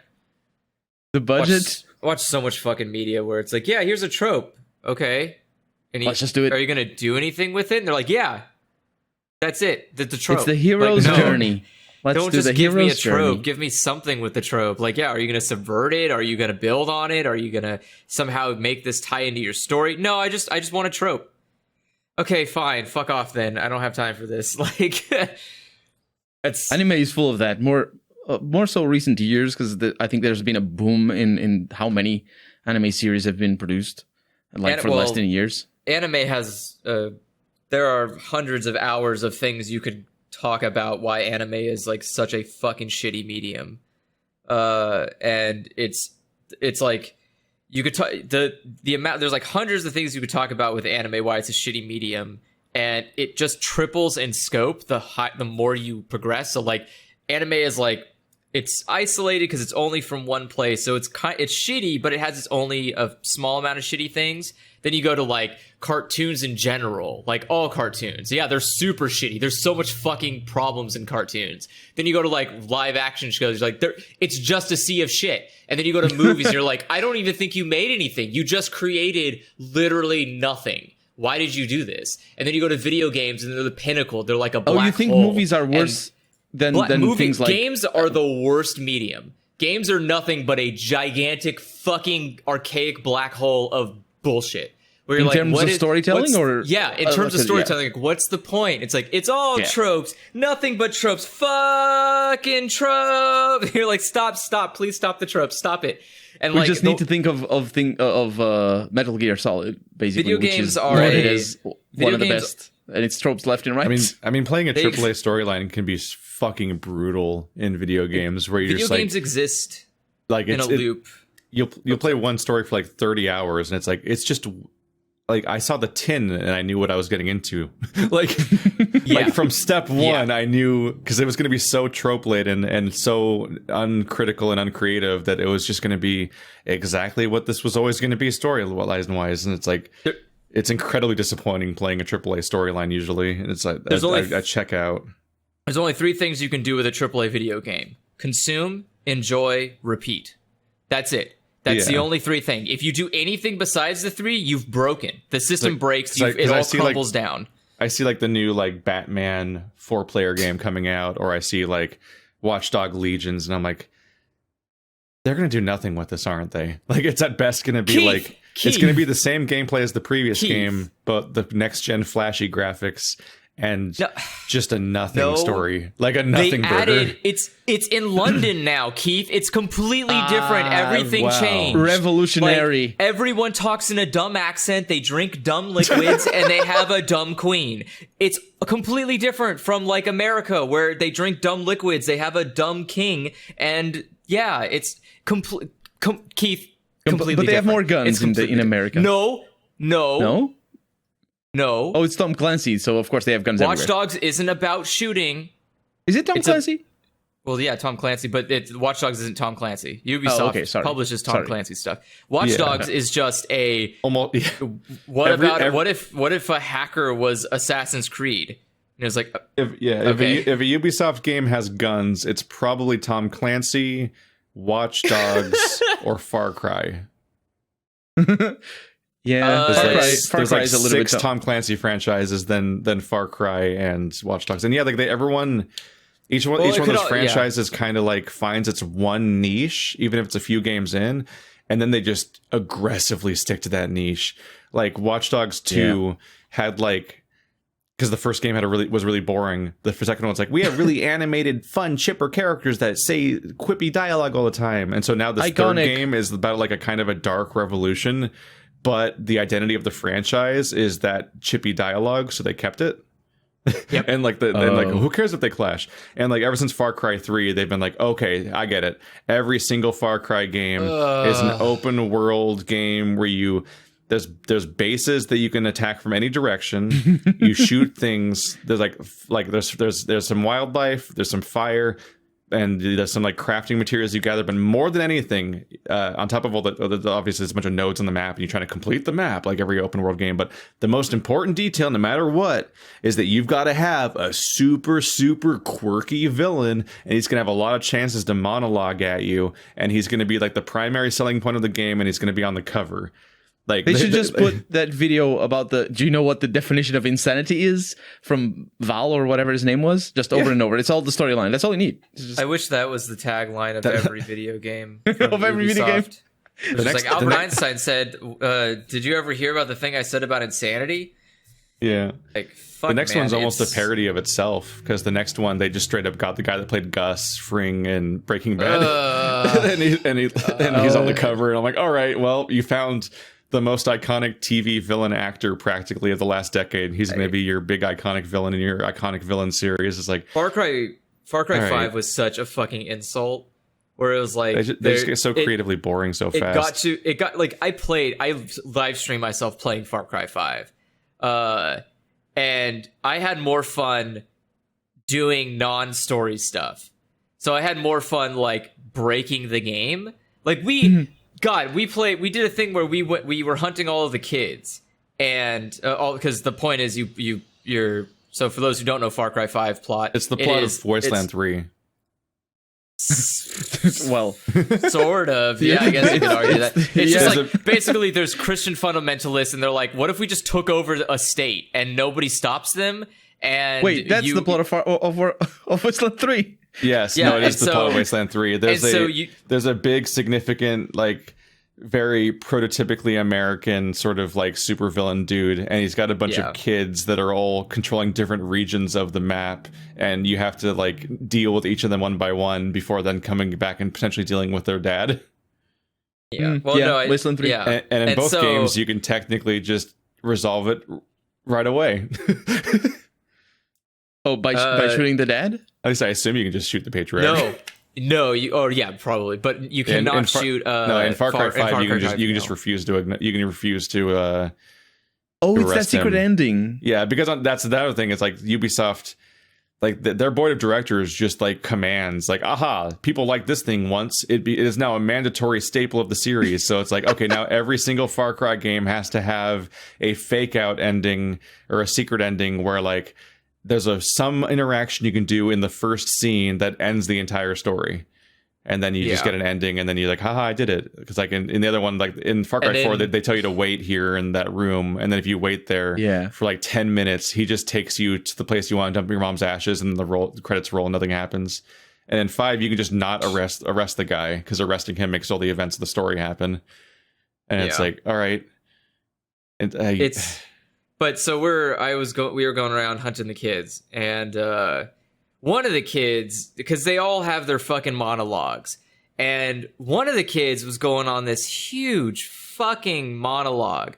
Like there's a moment where like every 5 minutes you're just having a good time trying to suffer in peace in this world, and you hear this howl. And all of a sudden, like you're gonna get like a dart in your leg, and you're gonna pass out, and you're gonna go to this stupid fucking like oh, here's this weird, creepy house of horrors, and you have to run a little like that. You remember Call of Duty? They always have to come up with a reason why that you're getting monologued at. So half the time you just magically get drugged no matter where you are, and then wake up in captivity or something. And so after the third time it happened, I got so infuriated because I was playing like co-op with one of my friends. I was like, all right, you know what? Fuck this. We're going to just kill him right now. We're just going to fucking end this entire thing. So we beeline to where he is, did his entire story real quick, ran to him, blew him up. I dragged his body halfway across the entire map. Like I just threw it in the back of a truck and we drove to the other side of the map to where the next child was. I threw the corpse of the child in front of him, blew up the next guy, took both of those kids in the trunk, went to the daughter, blew her up, put her in the trunk, and then drove to the final guy. And I was like, fuck this game. Fuck the game. Here's your kids. Fuck off. Leave me alone. I just want to do things. That sounds like more fun, yeah. And then we blew up the truck and all the kids' bodies flew out and it was fucking hilarious. Like, oh my God, it was such a better game than they could ever come up with. And people are like, yeah, Far Cry 5 was fun. No, it wasn't. It wasn't fun. There's nothing good about these Far Cry games. Far Cry 5 was exhausting. Far Cry Primal was the last time they tried. After Primal, it was just a shitstorm. And I don't know who's in charge of it, but they're also a shitstorm. And whoever's leading them is a shitstorm. Like, stop making Far Cry games. That's true. Please. Well, whoever's leading them is definitely a shitstorm. They're not fun. They're I'm a tremendous fan of the first Far Cry, the one made by Crytek. And then they went on to make... The one that the fewest people played. Yeah. Yeah. That game is very influential.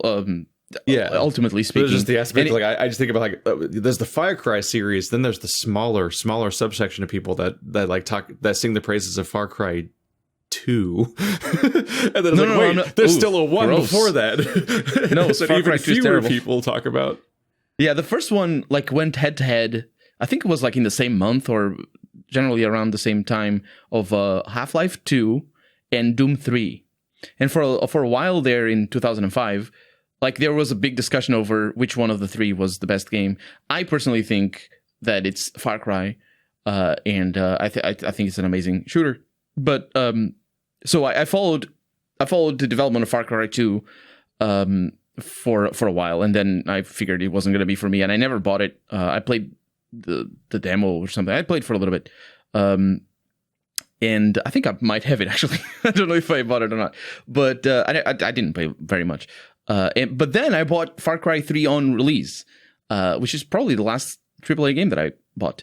And honestly, I've been riding Far Cry 3 since then. Every time I think about getting or maybe trying an open world game that isn't related to me doing a Let's Play, I think of my time playing Far Cry 3 and I'm like, I'm good. I don't need to play it again for right now. maybe I'm done with this franchise or genre. No, maybe next year. But then next year I think back and I still remember Far Cry 3 and I'm like, oh no, I'm good.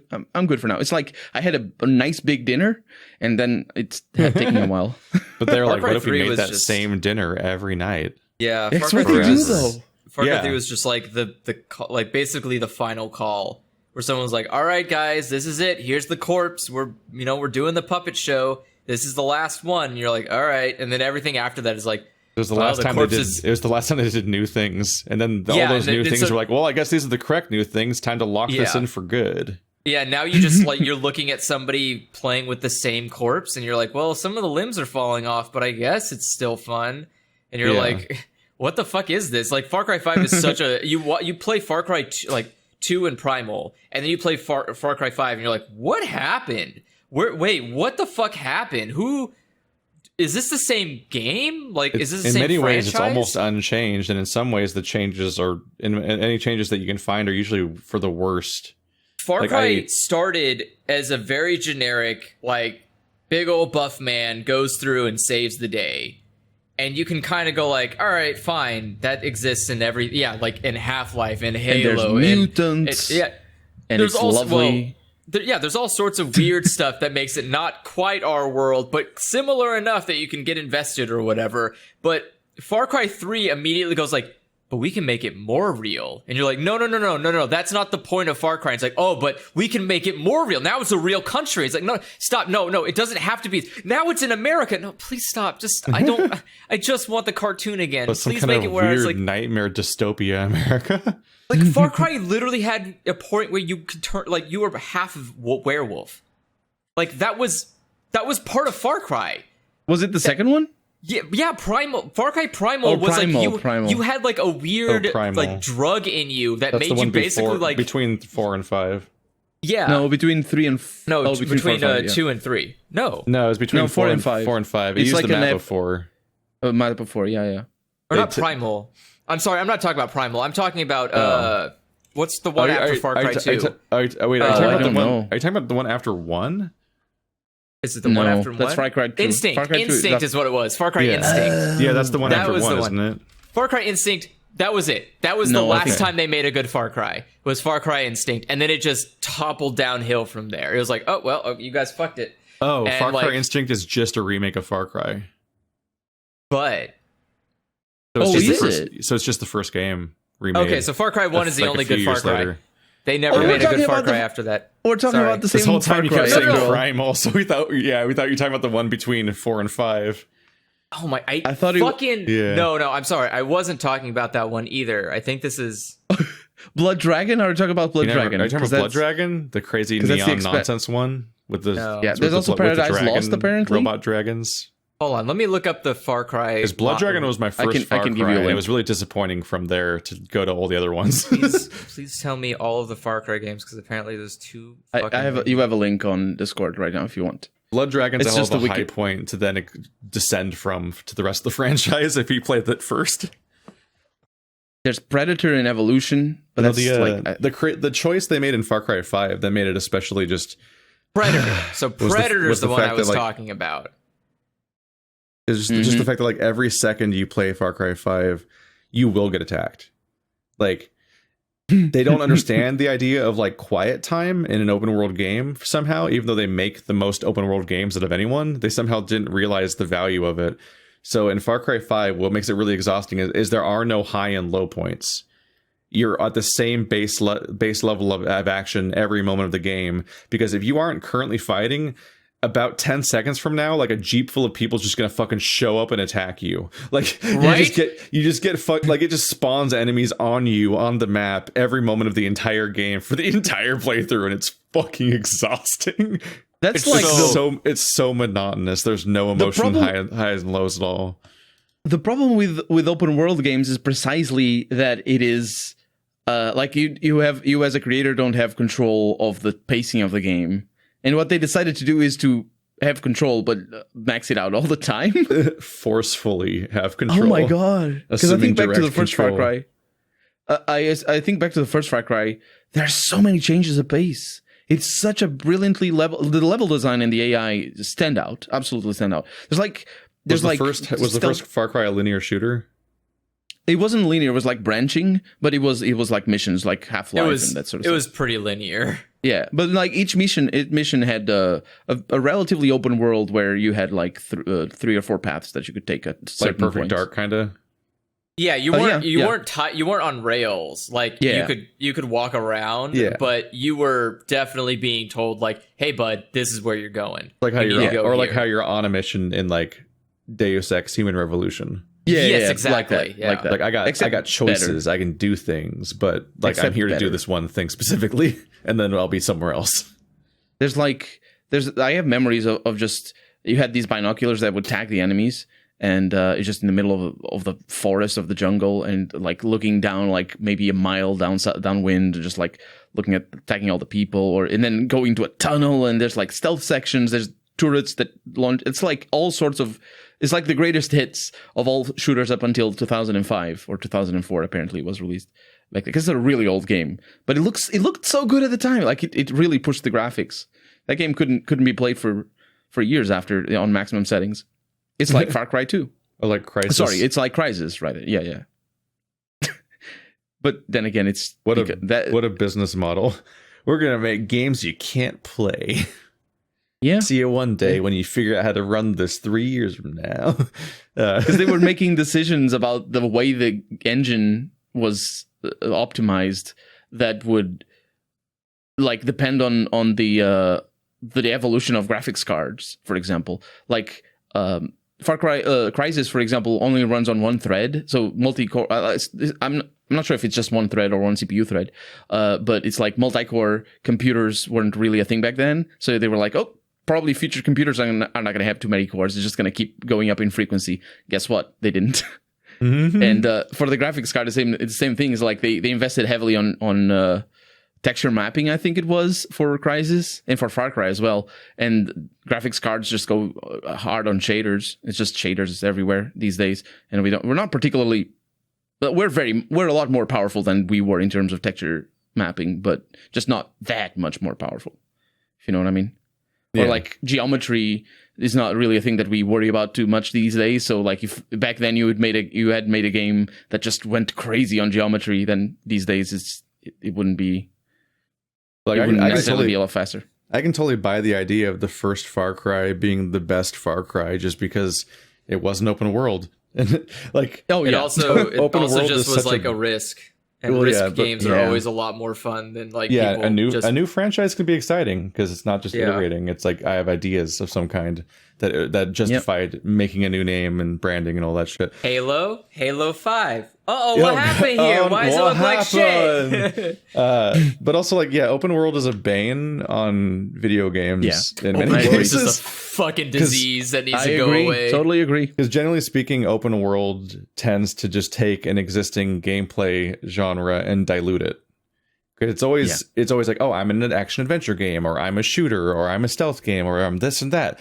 But I'm super diluted, so you're going to play the same maps over and over again, or revisit the same locations over and over again, or there's going to be a bunch of pointless empty space between each of the things that actually matters. And in the Far Cry case, there's also this issue of like in a Deus Ex game or other stealth games and so on, like there's a level where you're like, I start here. The task or tasks I need to do, and including optional ones, are scattered in all these different locations. There's a bunch of very carefully made choices about like where the vents go and which computers have what passwords and like all these other things that you can go on and where the guards are placed. And so there's a bunch of different ways and like that you can approach that one thing. And like that was fine. There could just be the one level for that mission, because if you liked the game enough, you could then go back and play it differently the next time, because the levels were so interesting in the ways that you could approach them that there was replay value. And the thing is it wasn't complete pure freedom, but it was many, many, many options that were kind of planned somewhat, and you could mix and match them a bit and so on. But in Far Cry, an encampment is just in a fucking open field. So you have so much freedom attacking a Far Cry sequel encampment that it's basically they're all a homogeneous sludge. They're all identical to each other. You like use the word. Sorry, go ahead. Like they're all functionally different from each other, but they all play the same forever. It's like, okay, there's an encampment, so there's going to be a tent there and like 3 buildings. One of the buildings has a second floor. There's a generator for the alarm somewhere. And like I can either like go in and stab everybody, or I can like stand on this shelf and shoot them all with a sniper rifle. And any solution you have for a particular encampment, you can then apply to every encampment for the rest of the game, because they're all functionally identical to each other. And you'll never really have to improvise or really suffer the consequences of planning poorly or so on in a way that you would in a more linear game that has like more articulately designed levels that have a clear start and end point. And like almost no games successfully take the open world and make it part of the game. You use the word replayability, and like it's such an important concept, because what happens with a linear game, or not necessarily linear, but like a non-open world game, is that you play it once and then you go back to play it because you enjoyed playing it, and the replayability is the game stands up to being replayed based on just how much fun, or how fun it is for you knowing the game already to play it again, right? But open world games, they take the replayability into the first playthrough.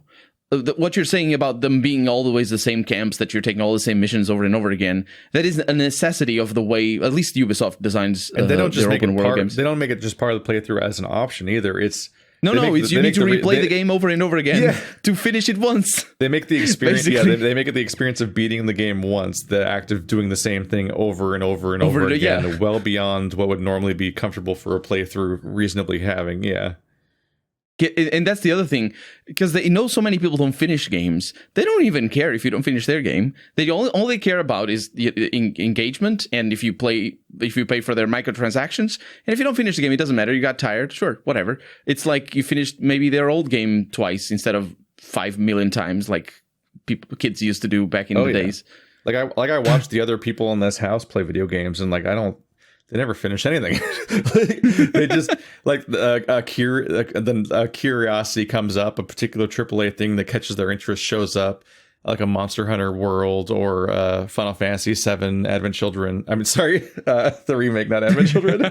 And like I spot some of the games they end up playing, even Outer Worlds and some other things, and it's like, and like they just kind of play for a few hours, and there's a few sessions here and there, and then one day it just never shows up again, and they're back to playing their lifestyle game, be it like League of Legends or Overwatch or now Genshin Impact for some people and so on, and they just kind of like keep grinding that wheel forever. So a lot of people just don't play games, and unfortunately that leads to a situation where the most popular games are constantly like not being punished for having horrible pacing because people won't bother sitting through it anyway. Like they they design the games with that knowledge. They know. Yeah, like they designed the games with knowing that there's a certain kind of person that today finishes games, and that's not the same person that used to finish games. It's like how in Ghost of Tsushima, like there's all these people proclaiming it the game of the year or the game of the generation and making such a big deal about it, but there was also so many comments talking about how they just like, oh yeah, like I quit somewhere around like the beginning of the second region. Like they just stopped playing because they just didn't really feel like it anymore, and they just kind of petered out. I haven't played a game of the generation in like generations. What the hell is a game of the generation? Like, it's a console term. It's a thing that is I don't think there's been a game that I could definitively go like, wow, you did it. You actually iterated on this and taken games to a new level. Oh, that has. Dark Souls. From a AAA studio in years. Oh, in a AAA. Well, it depends on what you consider AAA, though. I mean, like, do you consider Dark Souls to be AAA? No. Okay, that wasn't made by a AAA studio. But some people do consider it to be AAA. From Software isn't AAA. I know. I mean, I agree with you. Yeah. But I can also respect somebody that tells me, no, they're AAA, because then they show things like it also depends on what your line is, because you're probably... Because in many cases, people treat it as like a AAA indie dichotomy, and that's the only categories. Whereas, like now that I think about it, like I would say that From Software was like a AA company. Yeah, they're on the same tier as half the people that are making the Souls likes. Yeah, exactly. I would definitely not say they're AAA. I can confirm they're not AAA because they can't even release fucking games half the time that aren't just buggy messes. So like, they're not AAA. They ship their games with "You defeated" death screens. So that hire a damn translator. Yeah, I don't think that's AAA. I think that's like, they did it. Congratulations, A. Man, like, that has been patched. The first like 6 versions of Dark Souls 1 were fascinating. And so telling me that's a AAA is like, I don't 720p 30 frames per second PC game that says you defeated when you defeat a boss. Fucking insulting. No, you defeated is when you die, I think, isn't it? No, it said you died. Oh, it's when you defeated. That was fine. No, the victory screen was you defeated. It was hilarious. That's the one, yeah. I think if I go back, because we're going to sad games history now. Dark Souls. I never played that 1. version of the game. Me neither, because I used mods. Yeah. I played. We're talking about fucking ancient fucking history right now. If I can find it in here. First time. Our SEO is so bad that it's hard to find. There we go. 9 years ago. Jesus. 9 years ago, there's a video called "Pointlessly Offensive." I'm going to turn the audio off because I'm a little worried about what that means. Like we can hopefully we defeat pointlessly offensive. What is this? Oh, A 999 Let's Play. Here comes the successful run against the Asylum Demon. Chop, chop, and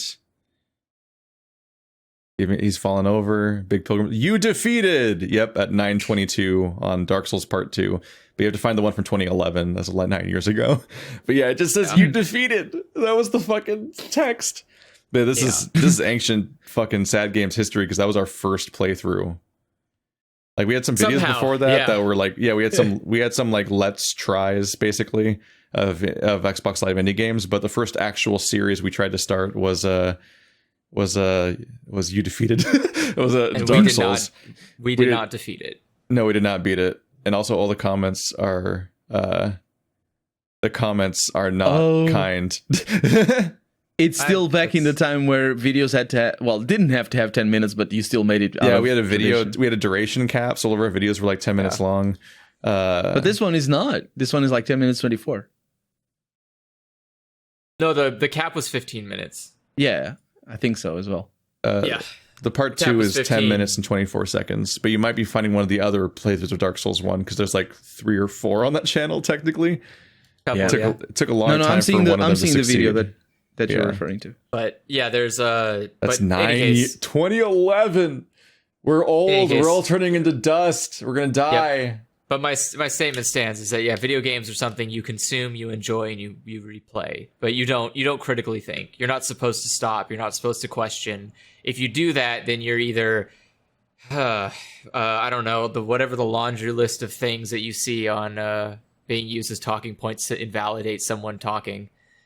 Because you're not supposed to do any. You're only supposed to play, enjoy, consume. There's the loop. Get excited at E3, pre-order the special edition, consume, pre-order, but move on immediately to consume the next thing. Like that's the loop. Get excited get excited about having collector's items for a game you haven't even played yet and don't know if you'll like, but you probably will like because you're already in this feedback loop of just accepting this as the baseline. You have to like you spent $130 on the collector's edition. Yeah, and this feedback loop of these games are so consistent and unchallenging to you and your idea of what this can be as art and so on, that since they serve you such an identical experience all the time, you probably will like it because you're already liking it. So it'll just be like a loop and you just keep going. And that's just the baseline forever. And then if anyone tries anything creative or scary or new, you're probably just going to get mad because that's the default reaction to being surprised by something or not getting exactly what you wanted spoon-fed to you on a loop over and over again, is you just get kind of indignant about it. Call of Duty Cold War has a non-binary choice? Fuck, man, I can't play Call of Duty ever again because now I can... They have politics in my Call of Duty. Now there's 3 choices for gender instead of 2, and I'm going to only choose male anyways because I always choose male, but... They had female already? Politics. Yeah, male and female always existed, but... no, back in the day? In the Black Ops series, not Call of Duty. I don't think that's even true either. That took a while. No, the storyline... because they didn't give you an option. It wasn't any of the ones that I played. Yeah, I stopped at the second Modern Warfare. I think I saw once, I think it was Modern Warfare 3, and it was offensively bad, as in, like, not even storytelling or narrative. It just was such a bad game. I saw somebody play that, and I was, oh my god, why? And later I found out that there's a second studio that does, like, the bad ones, apparently. But yeah, that kind of stuff is like, does it affect your gameplay? Does it affect your ability to play the game? And does that effect ruin the game entirely? Call of Duty Ghosts multiplayer gender options are about appreciating female fans. So Ghost was probably the one. Okay. And again, what did it do? There was so many games I'd lost track entirely. It just let someone go, yeah, but that's it. Like, nothing fundamentally changes about Call of Duty. You still are committing war crimes in the name of a nationalistic pride. Like, nothing subversive has happened. You're not being taken on a feminist fear-mongering wild ride. As you can, no amount of inclusion will ever make Call of Duty progressive. Exactly. Like, what the fuck? Like, exactly. The entire narrative is based around so many distressing assumptions about how the world has to be in order for those narratives to happen, and it's like an endless loop loop of just distressing stories. Yeah, like I saw a joke on Twitter where it was like someone said Soldier 1, and it's like he is gassing, and then Soldier 2, Soldier 1, sorry, they were gassing all of the children to death. Like, yeah, great Call of Duty. You change the gender, you change gender choices, but the actual substance is still not great. Like people complaining, and then Call of Duty adding new genders, but then changing nothing else about what it is as a series. It completely rings of like 15 million merits, the episode of Black Mirror where the character sees issues and goes to the top and tries to actually change something, but then just gets completely co-opted by that system, and nothing functionally changes because he only becomes incorporated into the very power structure that he was discussing in the first place. Symbolism. Like, the thing is, symbolism is so easy to give to signify, basically. Because, as long as it doesn't change anything to the narrative. Because can you imagine Call of Duty without guns? No, you can't. It needs to have guns. It needs to glorify war. Also because the U.S. Army wouldn't pay them to make the game as they do if they didn't glorify war. So they need they need to go for the low-hanging fruits, Get the women. Get the non-binary people. Breast cancer awareness ribbon on the cover. Yeah. Like, aha. I mean, and again, that's the thing that's what bothers me, is that there's not... you can't critically think. And I'm not saying that you have to make every fucking video game follow some rigorous standard of ethics, but you also don't have to just consume blindly. It's not black and white in this case. You can just go down the gray zone and go like, yeah, it is good to make video games where you play as a war criminal so you can see the fucking bad things you're doing. But at the same time, maybe we shouldn't have a game where you're like going through history and whitewashing it. Like those, you have those types of things where you're like, okay, well, we can definitely echoing real life atrocities, then switching the nameplates on who did it to make America look better. Yeah, it's it was that wasn't America, that was the Russians or something. Yeah, I cannot believe they would do that. And it's like, yeah, me neither, because it didn't happen. It's like, what? But at the same time, let's not forget the backlash that Battlefield 5 had, because they'd had a woman on the cover. Yeah, because it wasn't real, because women didn't exist until we invented them in the 60s. Yeah. No, wait. Yeah, was that 70s? Reagan invented them. They would trickle down gender. They were Yeah, remember when we invented our second gender? That was called the... What second gender? Yeah. The only gender. How many times have I seen people? There's only one gender, and it's still always women. Because of course you're the default gender if you're a man. There's no such thing as a second gender, Keith. That's why men is in women, because there is no second gender. They're lying to themselves. They're just men who don't want to be men. That's it. There's no such thing as there's no such thing as non-men. There can't be non-men.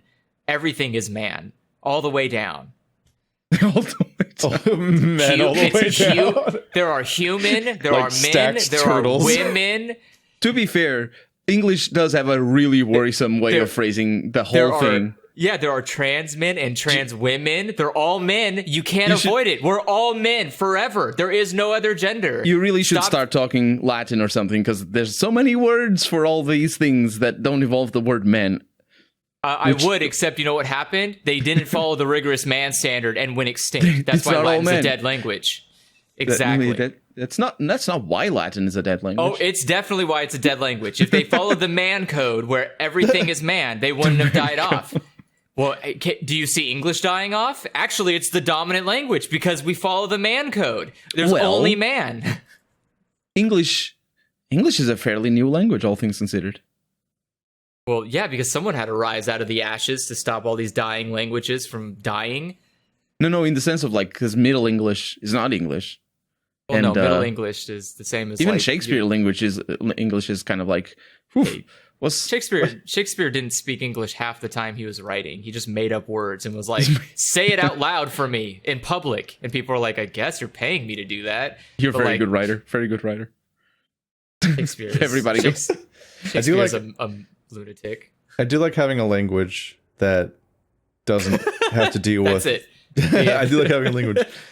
I do like having one of the languages that doesn't gender everything, because that I can. As somebody who agree didn't with grow that. up with it, I'm confused by the very concept. As somebody who's I had tried to learn, I had to memorize some of it in German, and I'm like, I don't understand why every single item ever that we ever name has to have one of the genders on it, and why they're not all just the one that's the neutral gender, which also is a thing in the language, but that's not what all the inanimate things are. But not in Latin or Romance languages, or most Romance languages. Anyway. In a way, it's sort of like it's elucidating, and in another way, it's very limiting. Because obviously, if you're talking to somebody, you immediately need to gender them, because you're talking to them. Like hello, are you well? When you say well, that well changes depending if it's feminine or masculine. So you're gendering them immediately. That's exhausting. This is why the man language works. Everything's a man. You don't have to gender anything. You don't have to worry. But in another way, it's sort of because it detaches, like it readily detaches gender from sex. The language itself does it, so it's easier to understand that, to not get those two mixed up. Because when you say that the word "well" has a gender or the table has a gender, then you're obviously not talking about sex. You're talking about gender, which are two different things. That is infuriating. But like, I would be terribly upset if someone was like, actually, you said the female version of table. I'm like, it's feminine. A fucking table. It's the feminine table version, not female. That's that's sex. The table isn't a gender or a sex. It's a fucking table. No, it is a gender. It is feminine or masculine. Table. It's a table. It has no gender. It has no sex. But that's the thing. It has no biology. It's a piece of wood gender in the is shape not biology. of a fucking table. Gender is not biology, Andrew. That's the thing. That's why I was saying it. In a way, it's easier. Okay, but the table is still not a man or a woman. It is not female or masculine. It's not gender a man or a is woman. Not biology, but gender is biology. Gender applies to biological things. Not well. Sex applies to biological things. I'm saying like applying gender to completely non-biological things is exhausting. Oh, I see what you mean. Yeah, I like lamps. Yeah, but that's what I mean. It's a table. It's not a thing. I'm saying is not that a gender living applies organism. to things that at least contain biology. But I think English does in non-gendering languages. It's a lot easier for an English speaker. What I'm saying is a lot easier for an English speaker to mix up gender and sex than it is for a Spanish speaker, for example, because you're just used to treating those two things in very different ways. I mean, not very different ways, not unrelated, obviously, but unrelated enough. You know what I mean? It's like, not necessarily, because I'd have to know the language. Yeah, I don't know. It's hard to understand. I've tried. I've been learning Japanese, and it's not pleasant. That I have to be careful about what I'm saying because one word is more feminine, and it's like I don't fucking care. It's like it's an onigiri. English I don't give a shit if I say it in a way that sounds more feminine or masculine. English has that as well, though.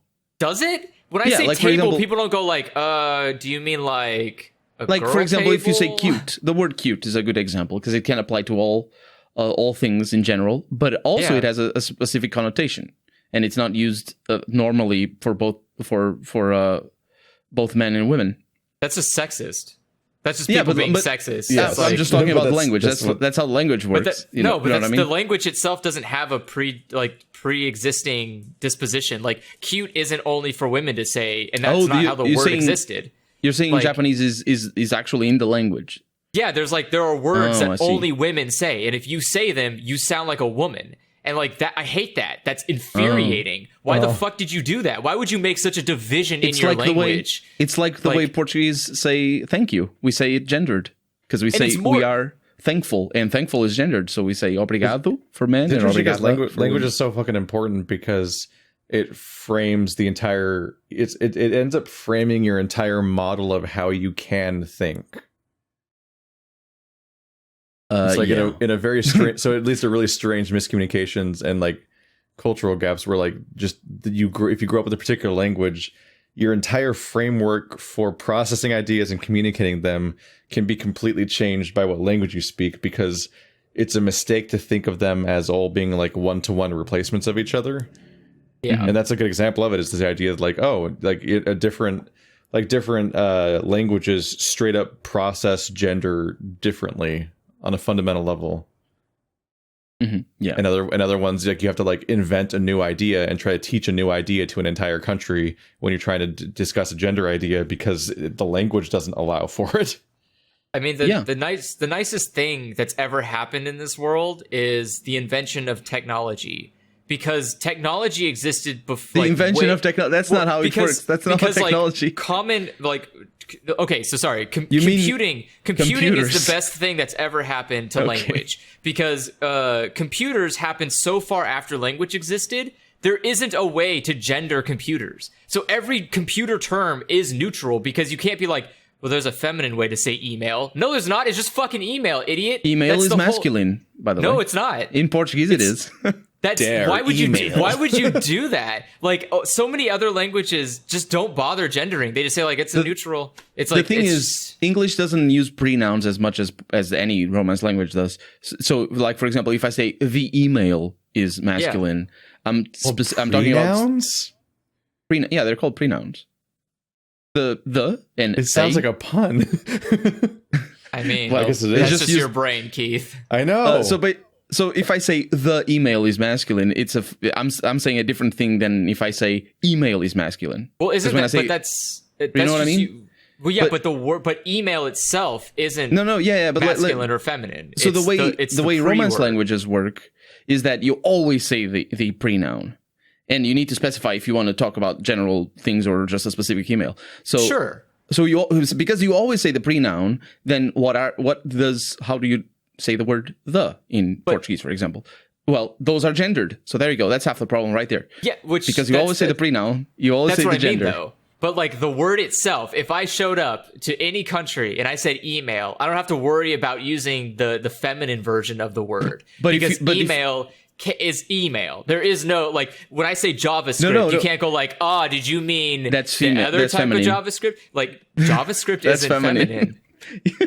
I'm just giving it as an example. But actually, you say that. But it's not. I'm talking in Portuguese, obviously. You say that, but one of the tropes here in Portugal for English speakers to come and learn the language is that they always get the genders mixed up. And they say, email instead of email. Is for feminine and is for masculine. So they misgender email literally, and it's funny. And that's how you make jokes out of English speakers, is that you make them say the wrong pronoun and everybody laughs a lot.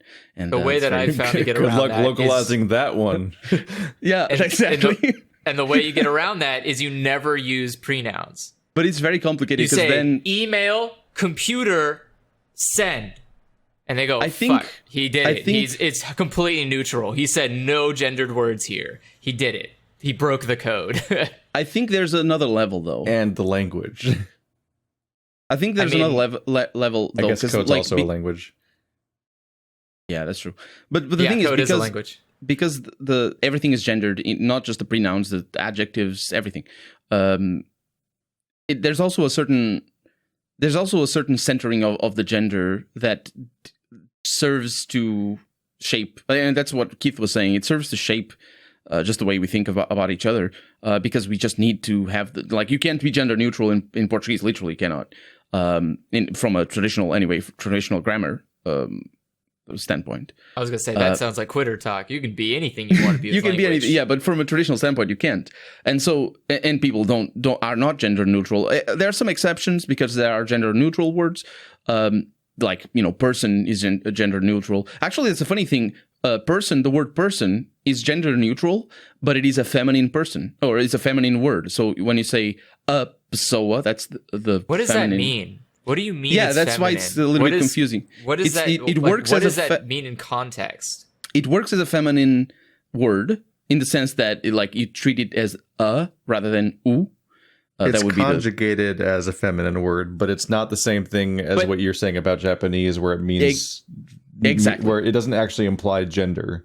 Exactly. So I'm a person, and when I say I'm a person, I say with a feminine way.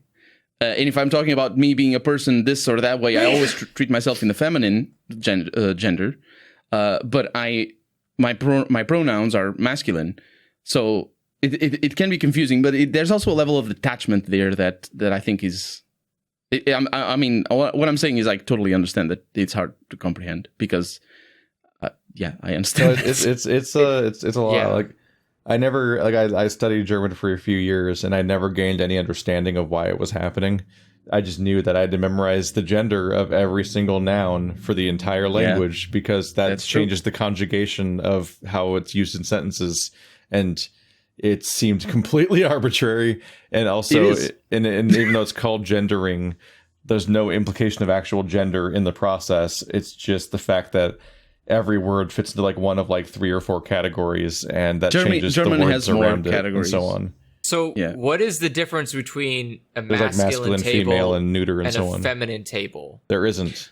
Just tables are one gender. Table is feminine. Yeah. In So Portuguese, why would it matter which way you say it? if you say it, It's just if the you're saying correct it way. masculine, you're saying it wrong if you do it the other way. It's totally just a case of, as far as I can tell, it's a case of just like, that's just how it's done, and it's always been done, so you sound weird if you say it wrong. But would There you are some exceptions. would you not understand? No, you don't understand. You just note that person doesn't know how to speak Portuguese very well. So that's just a worthless thing that you do Oh yeah. for no reason. Yeah, Is absolutely. okay. Because like if you could still understand it's what like I'm how saying, but think like, well, he just said it kind of There weird. are some exceptions. Well, it's There like are how some you, very, it's like how very you can usually understand somebody who's speaking like broken English. Like if they're like skipping all the in between words and just saying verbs and nouns, basically, it's like, oh, I get what they're Basically. saying, but they definitely don't get like how to say it all. But don't you have gendered thes? Yes. Yes. So you could just keep saying, you could say the. No, and no, it's you still- said gendered does, so not There's no- genderless. They're all gendered. There's So Spanish there's the does have and there's the, but there's a different way to say the. Yes, the Yeah. actual the is, in fact, that's what conjugation is, Andrew. yeah. Like the sentence around the word changes based around the gender of the word. So like the noun's gender changes which the you say in all of these I thought- languages. Language exists to communicate. there is no to, default- to there is no- there's no efficiently work default the. together with people. Why would you do this? Is this like spite? Yeah. Do you not want to work with your fellow man? Why would you like create in- a language that's complicated? It's like in German when you see D, which is spelled die, like DIE, or der or das, those are all the. Yeah. What? Those are English different doesn't have a genders of plural. the. English doesn't even have a plural of the. Because for example, most people remember like das something. They think that's how you Das speak is German. plural, You right? say das noun, but there's also die and der, which are female So what and, happens- female and male. So then Yeah. what's the difference between the two? imagine, think of It's, the as plural far as I can version. tell, it's arbitrary and based on a long can't history think of, like of the I'm trying to language. think of. I'm trying to think of the comparison of somebody not speaking full English, like someone speaking broken English, and like, so it's what easy. would it sound like if I say the table incorrectly? Because all I can imagine is someone's. I mean, a What good if I example say- of broken English would be saying, just not saying the at all. For example, or saying it in the wrong place. Or potentially, like saying the verb that and the happens noun a lot. out of order in a way where you're like, hang on a minute, and you do a little mental arithmetic, and they're like, okay, I get it. Like Yeah, that, like because like a lot of like when you encounter people speaking broken English, they're often like skipping half the words because they don't really know how they all fit together, but they know enough words to get the blueprint of the idea, and it's usually enough. This is really hard to comprehend. I think an easier place to start would be the plural version of the. Imagine English had a plural version of the. Thus. Okay. So you would say the car and thus car. Sorry, Okay, not so the what's- car. The so- cars. Sorry, I'm talking plural. The car Yeah, and because we cars. just pluralized the noun and not the. Exactly. Now imagine that relationship. That's Unless how the that noun relationship doesn't works. have a plural, in which case, woohoo. Well, then, yeah. Well, that's Yeah, an interesting way. that You can, seems- if a noun doesn't have a plural, changing the pronoun can change the We just have noun to itself. add more words, Yeah. Yeah, you just like a pie or a bunch of pie. Wait, no, pie is Yeah, just you plural. just- Never mind. I was trying yeah. to brainstorm a word that has where the plural doesn't change the spelling of the word. No, but I because couldn't English think of it has fast another enough. problem. English has the much and many. Sheep. And That's that- what I was thinking of. Like a sheep or like a flock of sheep or whatever, because you can't say sheeps. The English makes a distinction between much and many, and that is a terrible problem for Romance languages, I would say, from my experience. Much Because and many. Keith, that's because you're Yeah. using the wrong. You're Because those saying are two sheep. different concepts. They're not different words for the fact same that- concept. The fact that in each sentence it's correct to either say much or many. Yeah. And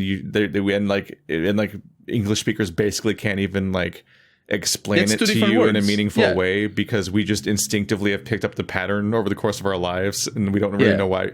No, like what really fucked with me is that there's a description you can like Google it or something, but I don't know how you do it exactly, but like it was this realization of the fact that like when somebody describes something, the order of the adjectives is always the same on an intuitive level, and no one knows why, because you're never like taught the big red car, not the red big car. Like when it comes to like size, quantity, color, and so on. Like there's like a list of like 7 describers that are all different categories, and whichever ones you happen to use always land in the same order. And we've all picked this up intuitively without knowing that there was rules to begin with. Because that's an easy way to tell somebody. You are not taught that in school, but it's weird to say red big car. Yeah. The red big couple of cars. It's weird to say that. It's like it's a couple big red cars. Like there's a specific every description you have that's an adjective or a modifier, there's a specific order in which to apply them, and you don't, and it's hard to say for sure what it is off the top of your head. No, I think but we all know them somehow. It's like a virus, like how cats those are written down somewhere. That's with their poo. No. It is. Such the order. It's the order of adjectives, and it's I love the number one. Number one is determiner, opinion, size, shape, age, color, origin, material, purpose. Oh yeah, opinion. Good luck remembering that. Yeah, right. I don't need to, because my body already knows. Yeah, so I just live right at the my life. beginning, you give an appraisal. That's funny. Yeah, it's true. You always say like good or bad or something first. I don't even know. I would have to go back and listen to myself. Yeah, it's weird, right? But I don't know if I've ever used that incorrectly. I imagine I've probably done it because I'm an idiot. So I've probably it weirdly explains why a sentence would sound like stilted and like thought out over the course of it being said. If they were weirdly saying them out of order, like that would be a signifier that you're picking up on automatically without necessarily knowing that that's why it sounds like they're like working their way through the sentence live. Here's a fun example. The 3 beautiful little old heart-shaped gold Italian sports cars. That's the order right there. And it didn't sound weird. Apart from take out a single brick, the tower falls. The 3 little beautiful old gold heart-shaped Italian car sports. That doesn't work. Car sports. Oh, you can't say car sports. Yeah, I think car sports is where it fell apart. Otherwise, it sounded normal to me. You definitely can't say car sports. It did? That's did just it sound what normal? The word is. Yeah, I don't see. I spotted some weird things. I'm just taking it off of the. I do have a lot of experience communicating with people that English isn't their first language, so I think there's a lot of like over time I've just kind of stopped paying attention to those noticeable things. Like if someone came up to me and told me like, "Oh yeah, here's a purple flat square," I wouldn't. You said be it like, properly. No, I didn't. You didn't? You say flat purple square. Yeah, you said color proper adjective. Oh, really? Said purple flat square when it's flat purple square. Oh, because that does change the meaning a little bit, doesn't it? Saying it the other way, it because it's like, doesn't it? You emphasize a certain different thing. I think there's I don't know. My mind can just imagine it no matter what way. No matter what way you put it, my mind starts imagining it as you're saying the descriptors. So I don't care what order. It feels a little different, but it doesn't actually change any element of what the thing ultimately is. I see. Yeah. So I think because I don't. You're not going to be like, that I'm interpreting that the flatness is purple somehow. Like it's still like they're still modifying the same noun no matter what. Mm-hmm. And you can't get like more or less flat or necessarily like the order in the sentence doesn't like change the flatness. It's pretty all or nothing. I don't think but the thing is, I don't think this is like a hard rule. It's just sort of like an observation. Yeah, no, I don't think it is a rule. We're never taught it. It's just everyone. Yeah, everyone knows it. This. Yeah. Like when I saw that, I was like, oh my God, this is real. I'm looking at this. I'm like, this explains everything. It's like learning a new trope. You're like, I just have language for the thing that is the reality around me, and with that, I can. When you have a word for something, then you better process it. Like you just need like that's like the point of pointing out tropes and so on. It's just like when you have a label for something, you can categorize it, and you have a thing you can refer back to whenever you're trying to think about the thing, and like that, it makes it gives you like anchor points for your brain to work with, and without them you're in trouble. Which goes back to the idea of like language as a whole, and like what is the framework your entire language works within. And there was I don't know if you guys saw this, but I saw like I had a weird interaction. And string of interactions, really, where I would discuss gender in previous videos. And I had the strange thing where people just kind of like acted like they didn't know what the word they was. It's very like, what do you mean they didn't know what the word they was? Like their brain, like they like their brain stalled, and like they just like lost the like they, and they didn't understand somehow, and like they were claiming they was a regional dialect, and I'm like, what? No, no, there's no part of the United States that doesn't have they to describe gender neutrality.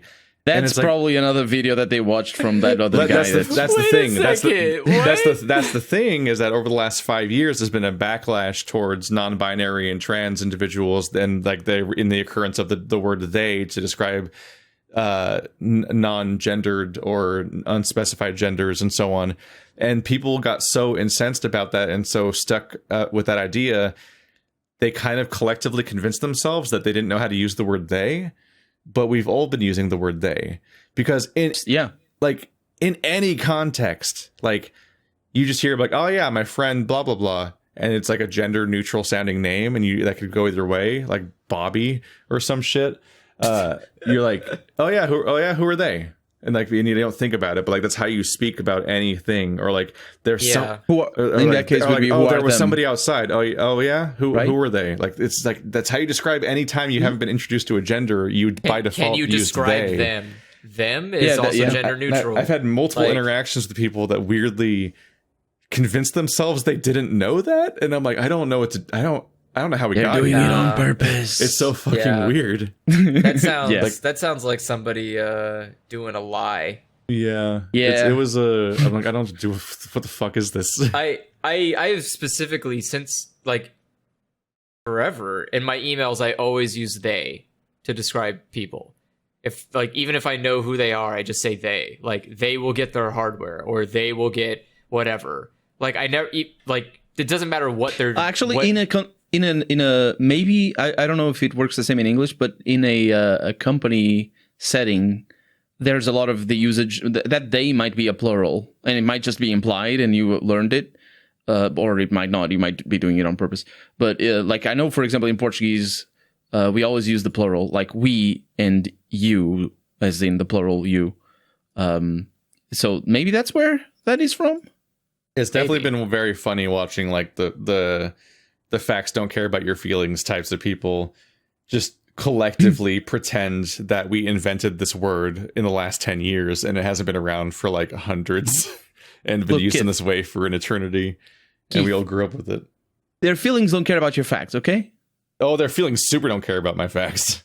But my facts don't care about their feelings. Facts don't care about your feelings, but I only say that when I feel like I'm already right about something, and that's a feeling, and I'm not going to check any of my facts because it's really important that I don't have to challenge myself ever, but you just got owned. Destroyed, not owned, it's destroyed. That's an entire challenge myself, that's an entire video but I'm very format. confident that I beat you in a challenge. It's like, what? Yeah. I don't know about that, buddy. Womp, womp, womp. I don't know. Language is weird, and it should always be as efficient and easy as possible to communicate with the most amount of people possible. That is the only purpose of language. I hear a lot of arguments. It's not the only purpose of language. I hear a lot of arguments for culture, and culture is a bad excuse. Language only exists to communicate thoughts and ideas with other people of your same species. And poetry. I don't give a shit about your crappy songs and poetry. You can language can. That's a different type of thing. Language, the communication between two people, should be as easy and understandable as possible. You can make up a song in whatever language you want. I don't give a shit. The Lord of the Rings has its own stupid language for the elves. I don't care. You can do that. But it loses so much meaning, though. But it loses so much meaning. Art is communication. art. You can, and you can mentioned do that. you mentioned that it's actually an argument against what you're saying.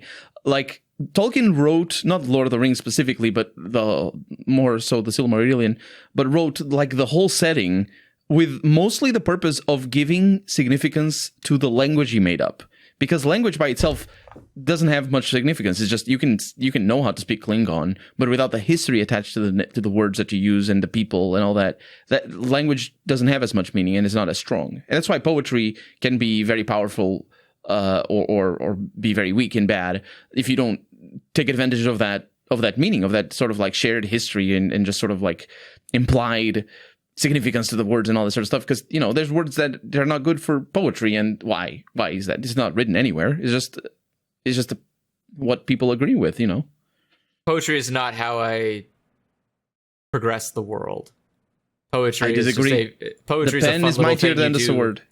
I mean, sure, but poetry actually that's in a different you. Context. Yeah, like poetry isn't going to save you from anything. It's art is a different a completely different thing. Art is tied in with culture, where it's like this is a part of identity, and it makes you feel like a part of a group or whatever the hell you think culture is. And language to me is supposed to be a tool, just like any other tool. It's supposed to be an efficient way to get things done, which is collaboration. And so if you have a language that is complicated, I don't care if it makes poetry sound good. It's worthless because it needs to be good at communicating to other people of your same race. What I'm saying is that in our speech patterns, there's poetry. Like what I'm saying right now here is me exercising a little bit in you as well. I'm not saying it's just for me. We are saying, especially now us that are recording a podcast and people are going to listen to it and so that they can then leave a dislike because we dissed on Genshin Impact again. But like, especially us, but everybody talks with a consciousness about the poetry of their. It's not we don't say that word, but it's about that as well. If we were like, you need to be a sociopath, and I'm not trying to diss on sociopaths here or anything, but you need to be detached from your sociological implications of your actions to just say things in an efficient way. You know what I mean? Because the way you say things is as important and sometimes even more important than what you're actually saying. And that works for English. It works for any language, especially with very familiar relationships. Sometimes you don't need to say anything; you just grunt, and you're understanding each other. That's part of language as well. You know what I mean? So you can see language as just the rules and just sort of like what we write down is just like, this is how English is spoken. English is a lot more than that, and any language is a lot more than that. And that's why that shared culture. And you're using the word correctly, but that shared culture and identity is very important to language, because you know it's the way we say the sentence, our pacing, what we stress, the words that we stress, the words that we choose to say. Like I know I sometimes come across as a little bit of a jerk because I just say weird words and fancy words even in my normal Portuguese speech, but that's just how I speak. And somebody who is not accustomed to me, they'll just think, well, who's this buffoon? You know what I mean? Get him out of here. So it's not just about, I know what you're saying, but you also need to be aware of all the rest. Even if you had the most efficient language in the world, you'd still have all of the other aspects of language. It's not really just about what you say, it's how you say it. This whole topic has me thinking about how everyone period, just needs to read Axiom's End, the Lindsay Ellis book. It's entirely because that's the core of the entire story is these language issues and the back and forth. And in particular, there's like you have these like cybernetic creature people that like can't communicate back and forth with the humans, but they themselves have multiple forms of communication because they have their vocal communication where they actually make sounds at each other rather rapidly and can interpret that, but then they also communicate with each other digitally, and that's their hyper efficient like instantaneous communication method because they're cybernetic and they can just talk directly via the internet basically. But then they talk about a third language that they hint at that they call it high language, and they can't explain what it means or what it is. And at a later point in the story, in particular, there's this the main character plays guitar, and there's a few times throughout the thing when she plays the guitar and she sings a song and so on, and the Pequods are like fascinated by this, in part because it seems to be it's unexplainable. Like she can't directly in clear terms articulate the meaning of the art, and so it's like a frustrating thing that can't be directly translated across cultures to them, and so it kind of stands in as like the human equivalent of high language, and like what that means. That's very true. Yeah, this is a neat book. That's really cool. Song, yeah, you're absolutely right. Songs, not just this. Like if you're playing an instrument, there's also language there. It's just a different language, obviously, and the meaning sometimes doesn't even make sense to ask what does it mean. If you listen to the beginning, like a chord, like a guitar chord or something, like there's no meaning behind that if you ask it like that, but there is a meaning behind that. And maybe it's just a personal, private meaning to yourself that you listen in that moment, and maybe if you listen tomorrow, it's going to be different. But sometimes it's more than that. Like if I play to you "Smoke on the Water" just a little bit, and you know what I'm talking about. you know what I mean? Yeah. Dun, dun, dun. Oh, whatever. I got headphones on. I can't sing. But you know what I mean? It's just there's so many levels of language that it's just so much more than that, and that's why I think than just the language. I mean, and I think that's why, and that's like the biggest reason why our language and if you speak English, German, Italian, French, whatever, that's the biggest reason why our language shapes so much of how we think, is because it is in many ways a way to vocalize the implied meaning that we have behind our everyday lives. If you don't have a word for it, like if you had a word for "Smoke on the Water" and you just said, "Oh, it's this," and you know it's "Smoke on the Water," you just have a word for it. Like I can say the name of the song, but I'm sure for some people, like if I say "Smoke on the Water," you immediately think of the chords. But you know what I mean? It's like there's a level of translation that sometimes doesn't happen with many day-to-day things, even like the feeling of seeing a good friend for the first time in a long time, or maybe seeing a good friend that you see every day, or the feeling of there's so many things that we do and know and share that we don't have words for, no matter what language. And yeah, that's why it's sometimes easier to vocalize some of those feelings rather than others. I honestly think English is not a particularly restrictive language, despite all the gaps. How simple it is. Yeah. I think like the thing with English is that because it absorbs so much of other languages, historically speaking, and even modern day, it has a lot of room to. There's a lot of words. Like you can work. That you have a lot of tools at your disposal if you know how to use them. If you know how to say the words, like there's a lot of adjectives and a lot of nouns, and it's much more varied than Portuguese. We can either find our way there, or we'll steal the language to do it. Which, I mean, that's how you keep a language alive. You keep homogenizing. You keep taking from others and adapting. Yeah, that's the definition. Yeah, that's the definition of being alive. Otherwise, it's just dead. That's the thing. That's my biggest gripe with most language, is that a lot of language is really rigid. And like, the Germans have a word for the way you feel when you've misplaced a tart. I'm like, okay, take it. It's ours now. They have a word. They have a word for the people who pee standing up, and the people that pee standing down. Which is fine. I mean, that is a thing. Yeah, I read about it recently. There's apparently in Germany rather, there's much more of a consciousness towards peeing standing down for hygiene issues and just comfort, really, and just it is better for you to be pee when you sit down rather than standing up. No, the other way around. It's better for you to stand down. You said it the other way around. No, it's better to pee sitting down than it is standing up. My words play tricks on my ears. I'm good. I'm trying to remember which one Colonel said first, because now I've lost the thread. I think I don't know. He said there is a difference between, they have a word for people who stand up and pee versus people who sit down and pee. Yeah, that's the one. But which one were you saying the German said was hygienic? The P standing down. I mean, it's just standing down. The P sitting. Yeah, the P sitting. Oh, that's why I say the wrong. Yeah, I'm sorry.